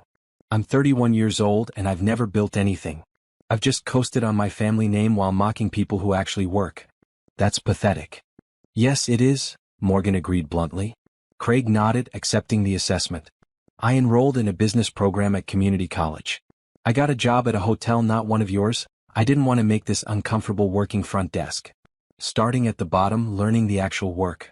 I don't know if I'll ever build something like you have, but I want to try. I want to be the kind of person who earns respect instead of expecting it. Morgan leaned back in her chair, considering him. Why are you telling me this? Because you deserve to know that you made a difference. Not just in your own life but in mine. You didn't owe me or my family anything, but your example taught me something my parents never did. Character matters more than appearance. Work matters more than words. And the only person responsible for my life is me. That's a nice speech, Morgan said. But words are cheap, Craig. Your family is very good at words. You're right, Craig said. Which is why I'm not asking you for anything. Not forgiveness, not a job, not validation. I'm just telling you that you changed my life and I wanted you to know that. Whether you believe me or not is up to you. But it's the truth. Morgan was quiet for a moment. Then she said, I believe you. But belief doesn't mean trust. Trust is earned over years, not minutes. If you're serious about changing, prove it with your actions. Build something real. Be consistent. Show up even when it's hard. That's what I did, and it's the only way forward. I understand, Craig said. And I will. Thank you for your time, Miss Taylor. He stood to leave, but Morgan spoke again. Craig, one more thing. He turned back. Your brother, Morgan said. Brandon. He hasn't contacted Arya. He hasn't tried to be involved in her life even after all of this. I want you to know that if he ever does reach out, it won't be because I stopped him. It will be because he chose not to for 7 years and then realized too late what he missed. That's his loss, not hers. I know, Craig said quietly. Brandon's dealing with his own failures right now. His business is gone. Simone filed for divorce. He's living with Mom and they're both miserable. He talks about Arya sometimes, but only in the context of regret. He's not ready to be a father. He might never be. Then Arya is better off without him, Morgan said firmly. She has a good life. A full life. A life with people who actually show up for her. She doesn't need a father who only appears when it's convenient. She's lucky to have you as her mother, Craig said. My brother's an idiot for walking away from that. Yes, he is, Morgan agreed. But his idiocy gave me the freedom to become who I was meant to be. So in a way I should thank him for leaving. I just never will. After Craig left, Bethany returned to the conference room. What do you think? Was he sincere? Probably, Morgan said. But sincerity doesn't undo damage. It's just the first step. He's got years of work ahead if he wants to actually change. Most people give up before they get there. You didn't, Bethany pointed out. I didn't have a choice, Morgan said. I had a daughter to support and a life to build. Craig has options. People with options usually take the easy ones. But maybe he'll surprise me. People occasionally do. Meanwhile, at the small apartment Patricia and Brandon now shared, Patricia's house had been sold to cover debts. Mother and son sat in uncomfortable silence. The television played news coverage of Morgan's latest success, a partnership with a major environmental organization to make all Meridian hotels carbon neutral within 5 years. That should have been you, Patricia said for the 100th time. If you'd stayed with her, that would be your success. No, Mom, Brandon said tiredly. That's her success. She built it without me and she would have built it with me holding her back. I wasn't strong enough to be her partner. I was too busy trying to impress you. Don't blame me for your failures, Patricia snapped. I'm not, Brandon said. I'm blaming myself for listening when you told me to leave my pregnant wife. For believing you when you said Morgan wasn't good enough. For choosing your approval over my family. That's all on me. But I'm done listening to you about anything. Patricia looked shocked. How dare you speak to me? Like I should have 7 years ago, Brandon interrupted. Like Craig did 3 months ago. Like someone who finally realizes that everything you taught us about success was wrong. Success isn't about who you know or what you wear or how much you can impress people. It's about what you build and how you treat people while building it. Morgan understood that. You never did. After everything I've done for you, you've done nothing but teach me to value the wrong things, Brandon said. And now I'm paying the price for that education. My business is gone. My marriage is over. My reputation is ruined. And I have a daughter who doesn't know me because I was too concerned about your opinion to be her father. That's what your guidance got me, Mom. Nothing but loss. He stood up. I'm moving out. I got a job managing a construction crew. It's not glamorous and it doesn't pay well, but it's honest work. I'm going to rebuild my life the right way this time. Without pretense. Without appearances. Without you telling me what I'm supposed to do. Brandon. No, Mom.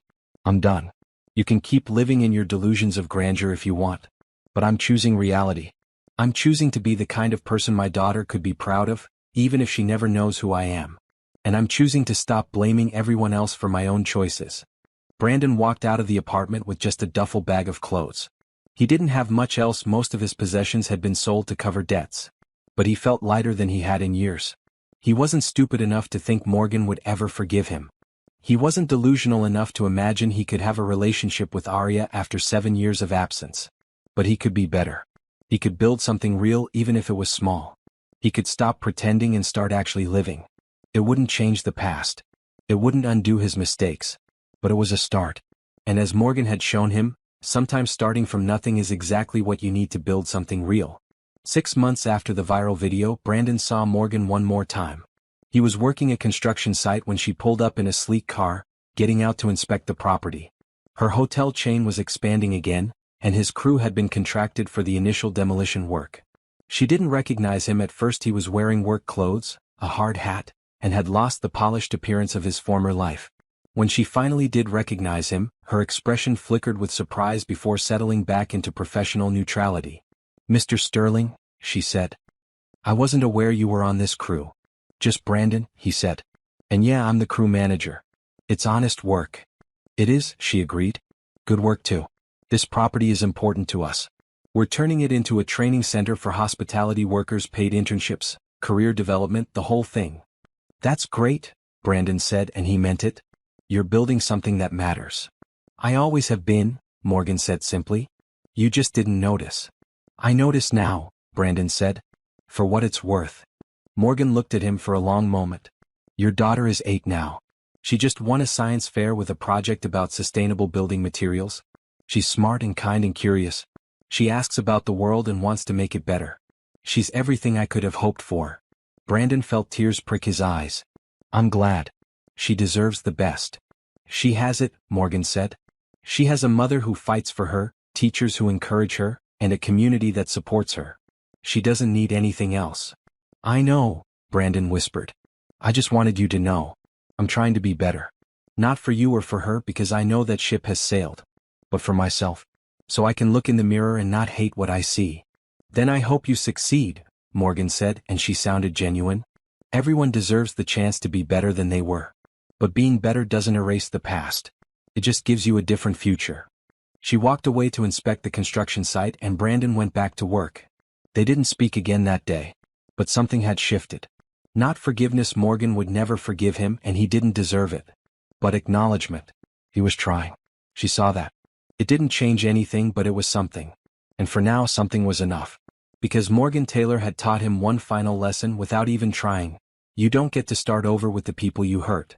You just get to be better for the people you haven't hurt yet. And that would have to be enough.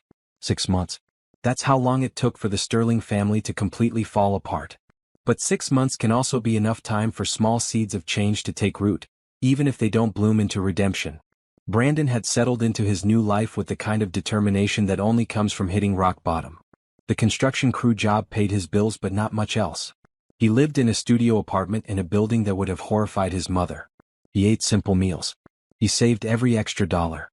He was starting over at 33, learning humility in every interaction. But the unexpected twist in Morgan's story didn't come from Brandon. It came from someone she'd never anticipated, Simone. Morgan was in her office reviewing plans for the 12th Meridian Hotel when Bethany knocked on her door. "There's someone here to see you," Bethany said, her tone carefully neutral. "Simone Sterling." "Well, technically she's filed for divorce, so maybe not Sterling much longer." Morgan looked up, surprised. "Did she say what she wants?" "To talk. She says she'll wait as long as necessary.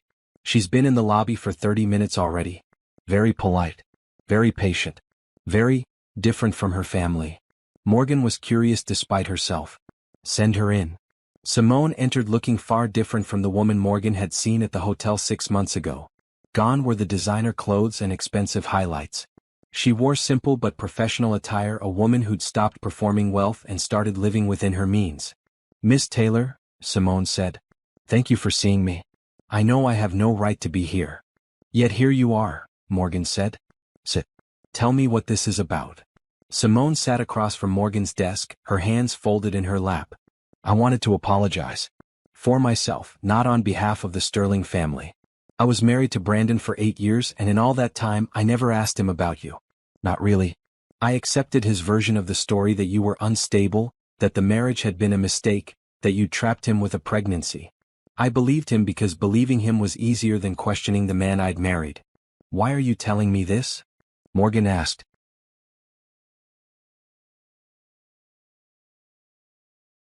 "Because I owe you the truth," Simone said. "After that video went viral, I did something I should have done years ago. I looked you up. Not just the recent stuff, I went deep. I found articles about your cleaning business. I found the small local newspaper story about you working 3 jobs while pregnant. I found Dorothy Chen's obituary, which mentioned you as the daughter I never had. I found every piece of your story that Brandon never told me." Morgan felt something soften slightly. "Dorothy died 2 years ago," Simone said gently. "Peacefully, from what the article said. She left you a portion of her estate. Did you know?" "She left me the Riverside Inn," Morgan said quietly. "But I turned it into a memorial scholarship fund in her name. She gave me my start. I wanted to give others theirs." Simone nodded. "That's who you are. Someone who pays kindness forward. And Brandon told me you were selfish. That you tried to trap him with a baby and take his money. He painted you as the villain for years, and I never questioned it." "Why didn't you?" Morgan asked, not accusingly but genuinely curious. "Because I wanted to believe I'd married a good man," Simone admitted. "If you were the problem, then Brandon was innocent.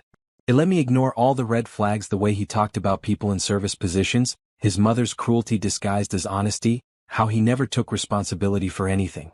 I told myself those were minor flaws. But they weren't. They were symptoms of something rotten at the core." "So you're apologizing," Morgan said. "That's nice. But what do you want from me? Absolution? Validation? I'm not your therapist, Simone." "I don't want anything," Simone said firmly. "I came because you deserve to hear someone from Brandon's life acknowledge that you were wronged. Not just by him but by me too. I spent 8 years enjoying a lifestyle funded partly by child support meant for your daughter. I lived in willful ignorance while you were building an empire and raising a child alone. That makes me complicit." Morgan leaned back in her chair, studying the woman across from her. "You filed for divorce?" "Immediately after that weekend," Simone confirmed. "The papers were served a month later. I walked away with nothing. I didn't want anything connected to Brandon or his family. I got a job at a nonprofit that helps women escape financial abuse. I'm learning about money, independence, and rebuilding. I'm starting over at 32. It's humbling. But it's honest." "Good for you," Morgan said, and she meant it. "Honesty is underrated. So is starting over. I did it at 26 with a newborn. You'll survive at 32. "I know," Simone said. "Because you showed me it's possible. You showed a lot of women it's possible. That video, the one that ruined Brandon's reputation, it changed my life. I saw you standing there, calm and powerful, while Patricia tried to diminish you, and I thought, that's who I want to be. Not the woman apologizing for her husband's family. But the woman who builds something nobody can take away." Morgan felt something unfamiliar, a kind of kinship she hadn't expected. "What do you want to build?" "I don't know yet," Simone admitted. "But I'm figuring it out. I'm taking classes. I'm learning. I'm asking questions. I'm becoming the person I should have been all along instead of the person Brandon wanted me to be." "That's good," Morgan said. "Don't let anyone tell you what you should be. Not me, not a therapist, not a motivational speaker. Figure it out yourself. It's harder that way, but it's real." "I will," Simone promised. She stood to leave. Thank you for your time. And thank you for showing women like me that we don't have to accept the stories men tell us about other women. We can look for ourselves and make our own decisions. Wait, Morgan said as Simone reached the door. You said you looked into my history. Did you see anything about Arya? Simone turned back. Your daughter? Only that she exists and that you've kept her out of the public eye as much as possible. Why? Because Brandon doesn't deserve to know her, Morgan said bluntly. And if he ever tries to use people from his life to get information about her, I need to know who can't be trusted. Can you be trusted, Simone? Absolutely, Simone said without hesitation. I want nothing to do with Brandon or his family. I blocked all their numbers. I'm building a life separate from anything Sterling related. Your daughter is safe from me in every way. Then we're good, Morgan said. And Simone? For what it's worth, leaving takes courage. Building after leaving takes more. You'll be fine. After Simone left, Morgan sat in her office thinking about unexpected twists. She'd prepared for Brandon to be weak. She'd expected Patricia to be cruel. She'd known Craig might have some self-awareness. But Simone? Simone had surprised her. Sometimes people married to the wrong person for the wrong reasons could still make right choices eventually. Sometimes the enabling wife became the empowered ex-wife. Sometimes growth happened in the wreckage. Morgan hoped Simone would make it. Not because she owed Simone anything she didn't, but because every woman who left a situation that diminished her and built something real was proof that it could be done. And the more proof that existed, the more women would believe they could do it too. Later that evening, Morgan picked up Arya from her after-school program. Her daughter bounced into the car, full of stories about science experiments and art projects and her best friend's upcoming birthday party. Mom, Arya said as they drove home, Miss Bethany told me you had a busy day with lots of meetings. Were they good meetings? Some were expected, Morgan said. One was unexpected. But both were necessary. What's the difference? Arya asked, her 8-year-old curiosity engaged. Expected meetings are about business things I plan for and prepare for, Morgan explained. Unexpected meetings are about people surprising you. Sometimes people you thought you knew turn out to be different than you assumed. Is that good or bad? It depends on how they surprise you, Morgan said. If they surprise you by being better than expected, that's good. If they surprise you by being worse, that's a lesson. Both have value. You're really wise, Mom, Arya said seriously. Morgan laughed. I'm really experienced, baby. There's a difference. Wisdom is knowing what to do. Experience is knowing what doesn't work so you can find what does. That night, after Arya was asleep, Morgan stood at her apartment window looking out over the city.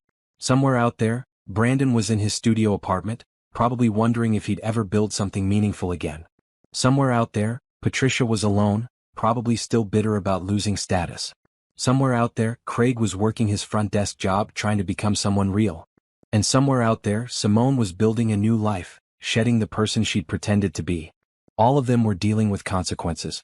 Some self-inflicted, some inherited, all real. But Morgan wasn't part of their journey anymore. She'd closed that chapter. She'd said what needed to be said. She'd shown them who she'd become. And now she was moving forward with her actual life, the hotels, the employees, the daughter, the dreams that kept expanding. The unexpected twist wasn't that people from her past had apologized. It was that their apologies didn't matter as much as she'd once thought they would. For years, Morgan had imagined confronting Brandon and his family. She'd imagined their shock, their regret, their begging for forgiveness. She'd imagined it would feel satisfying, vindicating, powerful. And it had, for about 5 minutes. But after that initial rush, Morgan had realized something profound. Her success wasn't actually about them. It never had been. They were the catalyst, not the purpose. They'd rejected her, which had freed her to become someone they couldn't control or diminish. But the actual building, the hotels, the employees, the life she'd created that was hers. Born from her determination, grown through her sacrifices, sustained by her vision. Brandon and his family had played their role in her story. They were the obstacle she'd overcome, the doubt she'd disproven, the low expectation she'd exceeded. But they weren't the point. They were just the beginning. And now, with her empire established, her daughter thriving, and her peace secured, Morgan Taylor could finally release them from her thoughts entirely. Not with anger. Not with bitterness. Not even with satisfaction. Just with a simple, liberating truth. They didn't matter anymore. They were footnotes in a story that had moved far beyond them. And footnotes, no matter how dramatic, never define the whole book. Morgan closed the curtains and went to check on Arya one more time before bed. Her daughter slept peacefully, clutching her stuffed elephant, completely secure in the love and stability Morgan had built for her. That was the real twist. Not the revenge. Not the success. Not even the vindication. The real twist was that the best life wasn't built on proving others wrong. It was built on proving yourself right. Anne Morgan Taylor had proven herself spectacularly, wonderfully, undeniably right. Everything else was just noise. 2 years after the viral video, Morgan stood at the grand opening of her 25th hotel, a milestone she'd once thought impossible. The Meridian Crest, located in her hometown, was her most personal project. This was where she'd grown up, where she'd dreamed, where she'd been told repeatedly that people like her didn't become people like this. The building stood as a testament to what the town had told her she couldn't do. Arya, now 10 years old, stood beside her mother wearing a beautiful dress and a smile that lit up the room. She'd helped design the hotel's children's library, a space where kids could read, dream, and believe in possibilities. Above the library entrance, a plaque read, "For every child who dares to dream bigger than their circumstances." "This is the best one yet, Mom," Arya whispered as guests filed in for the ribbon-cutting ceremony. "That's because you helped design it," Morgan whispered back. "You've got your mom's eye for what matters." The crowd included employees from all 25 Meridian hotels, investors, local politicians, and media. But the people Morgan was most proud to have present were standing in the front row. Dorothy's daughter, representing the Chen family legacy; Gerald Robertson, the investor who'd believed in her first hotel; Bethany, now COO and Morgan's closest friend; and Aunt Ruth, beaming with pride in a new outfit Morgan had bought her. Notably absent, the Sterling family. Brandon had been invited. Morgan believed in closing all doors properly, but he declined politely, sending a note that said simply, "Congratulations on all you've built. You deserve every success. I'm not part of this story, and that's appropriate. Brandon." It was the most self-aware thing he'd ever written to her. Craig, on the other hand, had sent flowers and a graduation certificate. He'd finished his hospitality management degree and was now assistant manager at a small hotel in another state. His card read, "Thank you for showing me what real success looks like. Still working on becoming someone I'm proud of. Getting closer every day." Patricia had sent nothing. She'd moved to Florida to live with a cousin after losing her house and most of her social connections. Morgan occasionally saw her name pop up in social media comments, usually complaining about how young people didn't respect their elders anymore. Morgan always scrolled past without engaging. Some people learn. Some people don't. Morgan had made peace with the fact that Patricia fell firmly in the latter category. As Morgan approached the podium to give her speech, she looked out at the faces in the crowd. Staff members who'd been with her since the first hotel. New employees starting their journey.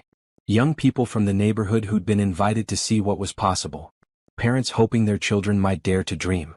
"7 years ago," Morgan began, "I stood in the lobby of a hotel I owned, watching people who'd once dismissed me completely fail to recognize who I'd become. That moment went viral. People called it revenge. People called it karma. People called it justice. But I've had 2 years to think about what it actually was, and I've realized it was something simpler. It was proof." She paused, letting the words settle. Proof that when someone tells you you're not good enough, they're really revealing their own limitations, not yours. Proof that starting over isn't the end of your story, it's often the best chapter. Proof that the only approval you need is your own. And proof that the best life isn't built on proving others wrong, but on proving yourself right. Arya squeezed her mother's hand and Morgan squeezed back. This hotel, this company, these 25 properties across the country, they weren't built to show anyone what I could do. They were built because I knew I could do it. The fact that it surprised people who underestimated me is just a bonus. The real prize was always the building itself. The creating. The growing. The becoming.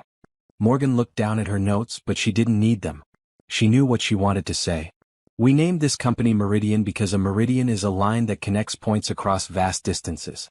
We're connected, all of us in this room, all of our employees across the country, all of the guests we serve, by a simple belief. Every person deserves dignity. Every worker deserves respect. Every dream deserves a chance. We don't just believe that. We build on it." The crowd applauded, but Morgan wasn't finished. "My daughter helped design the children's library here because she believes every kid should have a space to imagine their future. I believe that too. I was once a kid cleaning houses with my mother, imagining what it might be like to own beautiful spaces instead of just cleaning them. That imagination became this reality. But imagination alone doesn't build hotels. Work builds hotels. Sacrifice builds hotels. Showing up every day even when you're tired, even when people doubt you, even when the numbers don't add up and the odds look impossible, that builds hotels. Morgan felt emotion rising but kept her voice steady. 7 years ago, someone I trusted left me when I was at my lowest. His family told me I'd fail. They told me I was nothing. They told me I should accept my place and stop reaching for things beyond my station. And you know what I did? She paused for effect. I absolutely nothing they expected. I didn't fail. I didn't accept limits they tried to impose. I didn't stay small to make them comfortable. Instead, I built something they couldn't diminish because it was real, it was mine, and it was rooted in values they didn't understand: hard work, fair treatment, and authentic relationships. The applause was louder now, some people standing. Morgan gestured for quiet. The happy ending isn't that I got revenge. The happy ending is that I got free. Free from caring what people who don't matter think about me. Free from needing validation from people who don't know my value.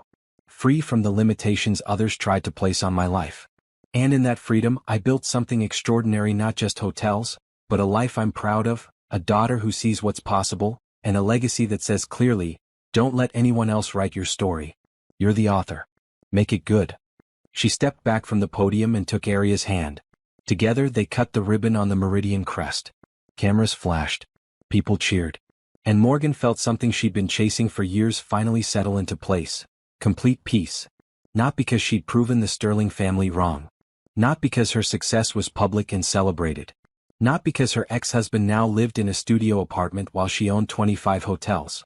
But because she'd kept her promise to herself 7 years ago when she'd signed those divorce papers through her tears. She would build something real. She would be okay.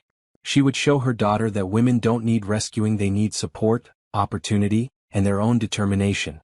After the ceremony, as guests mingled and music played, Gerald approached Morgan with his usual warm smile. At 73 he still moved with energy and purpose.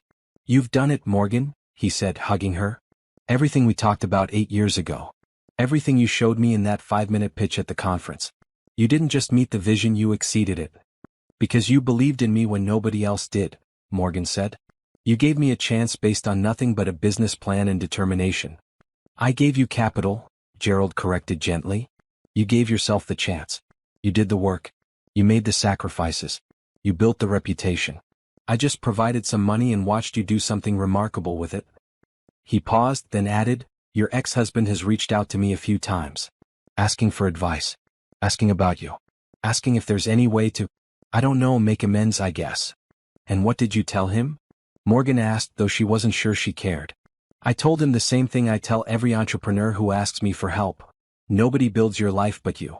If you want redemption, build something redeemable. If you want respect, do respectable things. And if you want forgiveness from someone you hurt, understand that forgiveness doesn't mean reconciliation. It just means the hurt doesn't control the other person anymore. Wise words, Morgan said. Did he understand them? I don't know, Gerald admitted. But he's trying in his way. He won't ever be what you needed him to be. But he might become something useful to someone else someday. That's the best we can hope for people who start late. Good for him, Morgan said, and she meant it without irony. Everyone deserves the chance to become better. But his journey isn't my responsibility. It never was. Bethany approached with Aria in tow. Boss, we've got journalists asking for interviews. The local paper wants a photo with you and your aunt. And someone from the mayor's office is here with a proclamation naming today, Morgan Taylor Day in the city. Morgan laughed. They're naming a day after me in the city that told me I'd never amount to anything? That's poetic. That's victory, Bethany corrected. Take it. You earned it. As Morgan moved through the crowd, shaking hands and accepting congratulations, she caught sight of someone unexpected near the back of the room. A woman in her early 50s, well-dressed but not ostentatious, watching the proceedings with a sad smile. It took Morgan a moment to recognize her. Brandon's aunt, the one family member who'd been kind to her during the marriage. Aunt Helen. Morgan excused herself and made her way through the crowd. Aunt Helen? The woman's eyes filled with tears. Morgan. You look magnificent. Everything you've built, it's extraordinary. What are you doing here? Morgan asked, not unkindly. I had to see it for myself, Helen said. I had to see what you became after my family tried to destroy you. I'm so sorry, Morgan. For not standing up for you. For not telling Patricia she was wrong. For not helping when you needed it. I was a coward. You were in a difficult position, Morgan said. Family loyalty is complicated. It's not loyalty if it supports cruelty, Helen said firmly. I should have helped you. I should have told Brandon he was making a mistake. I should have told my sister that her behavior was unacceptable. But I didn't, and I've regretted it every day since. Morgan studied the older woman, seeing genuine remorse. What happened to your family, Helen? Patricia is alone and bitter in Florida. Brandon is trying, I think, but it's too late for most things. Craig is actually doing well, really well. He's genuinely changed. Nicole is engaged to someone who doesn't care about the sterling name, and that's probably the best thing for her. And me? I'm retired, volunteering with organizations that help women escape bad situations, trying to make up for the times I stood silent when I should have spoken up. That's good work, Morgan said. Important work. It doesn't make up for failing you, Helen said. But it's what I can do now. Morgan placed a hand on Helen's arm. The best apology is change behavior. If you're helping other women, you're doing more than apologizing, you're making sure what happened to me doesn't happen to others. That matters. Helen hugged Morgan, and Morgan let her, feeling the older woman's shoulders shake with quiet tears. When Helen pulled back, she said, Your daughter is beautiful. She has your strength. I can see it in how she carries herself. She's everything I hoped she'd be, Morgan agreed. Everything Brandon missed out on knowing. His greatest regret, Helen confirmed. He talks about her sometimes. Wonders if she looks like him, acts like him, if she ever asks about him. I tell him the truth, she doesn't need to. She has you, and you're more than enough. Thank you for that, Morgan said. And thank you for coming today. It means something that you're here. As Helen left, Morgan realized that healing wasn't always dramatic. Sometimes it was just a conversation with someone who'd been complicit, finding the courage to apologize and do better. Sometimes it was accepting that apology without requiring more than honest accountability. Sometimes healing was just letting go of anger because carrying it no longer served any purpose. The party continued for hours. Staff members shared stories about how working for Meridian had changed their lives. Several employees announced they'd saved enough to start their own businesses, using knowledge they'd gained from Morgan's mentorship programs. One housekeeper, a single mother of 3, announced she'd been accepted to business school with a scholarship Morgan's foundation provided. I'm going to build hotels just like you, the woman said, tears streaming down her face. Because you showed me it's possible. Then I'll be your first investor, Morgan promised. When you're ready. As the evening wound down and guests began to leave, Arya tugged on Morgan's hand. Mom, can we go up to the roof? I want to see the view. They took the private elevator to the rooftop garden, a space Arya had insisted the hotel include for guests who needed quiet, nature, and perspective. The city spread out below them, lights twinkling in the darkness. Mom, Arya said, do you think my biological father saw the news about today? It was the first time in months that Arya had mentioned Brandon. Morgan chose her words carefully. He might have. But even if he did, it doesn't change anything about your life or who you are. I know, Arya said. I don't really think about him much. But sometimes I wonder if he knows how awesome you are. If he regrets leaving us. He probably does, Morgan said honestly. But his regret doesn't define us. His absence doesn't diminish us. We've built a beautiful life without him, and that life is complete as it is. Because we have each other, Arya said. Because we have each other, Morgan confirmed. And because we know our worth doesn't depend on anyone else acknowledging it. We're valuable because we're us. Because we work hard, treat people well, and keep building even when things are difficult. Like this hotel, Arya said. You built it even though people said you couldn't. Exactly like this hotel, Morgan agreed. And you'll build things too, baby. Whatever you dream of, whatever you imagine, you'll build it. Because you're my daughter, and I've shown you that building is possible. They stood together on the rooftop, mother and daughter, looking out at a city that had once told Morgan she wasn't good enough. Now that same city had a day named after her, a hotel bearing her company's name, and hundreds of employees who'd found dignity and opportunity through her vision. Morgan thought about Brandon in his studio apartment, possibly seeing news coverage of this opening. She thought about Patricia in Florida, probably bitter about how things had turned out. She thought about Craig, genuinely changing and building something real. She thought about Simone, starting over and discovering who she could be without a sterling last name. All of them living with consequences and choices. But Morgan wasn't part of their story anymore. She was writing her own, and it was a story about rising, building, and thriving. Not despite rejection, but because rejection had freed her to become who she was always meant to be. As they headed back downstairs, Arya said, "Mom? When I grow up and build my own things, will you help me like Uncle Gerald helped you?" "Always," Morgan promised. "But I'll also make sure you know how to do it yourself. Because that's the real gift, not someone doing it for you, but someone believing in you enough to let you figure it out with support instead of control." "You're the best mom ever," Arya said. "You're the best daughter ever," Morgan replied. "And together we're unstoppable." That night, after dropping Arya off with Aunt Ruth for a sleepover, Morgan returned to her own apartment and sat in her favorite chair with a cup of tea. Her phone was full of messages: congratulations, interview requests, business opportunities, and one message that surprised her. It was from Craig. "I watched the live stream. Your speech was incredible. You taught me something I'll never forget.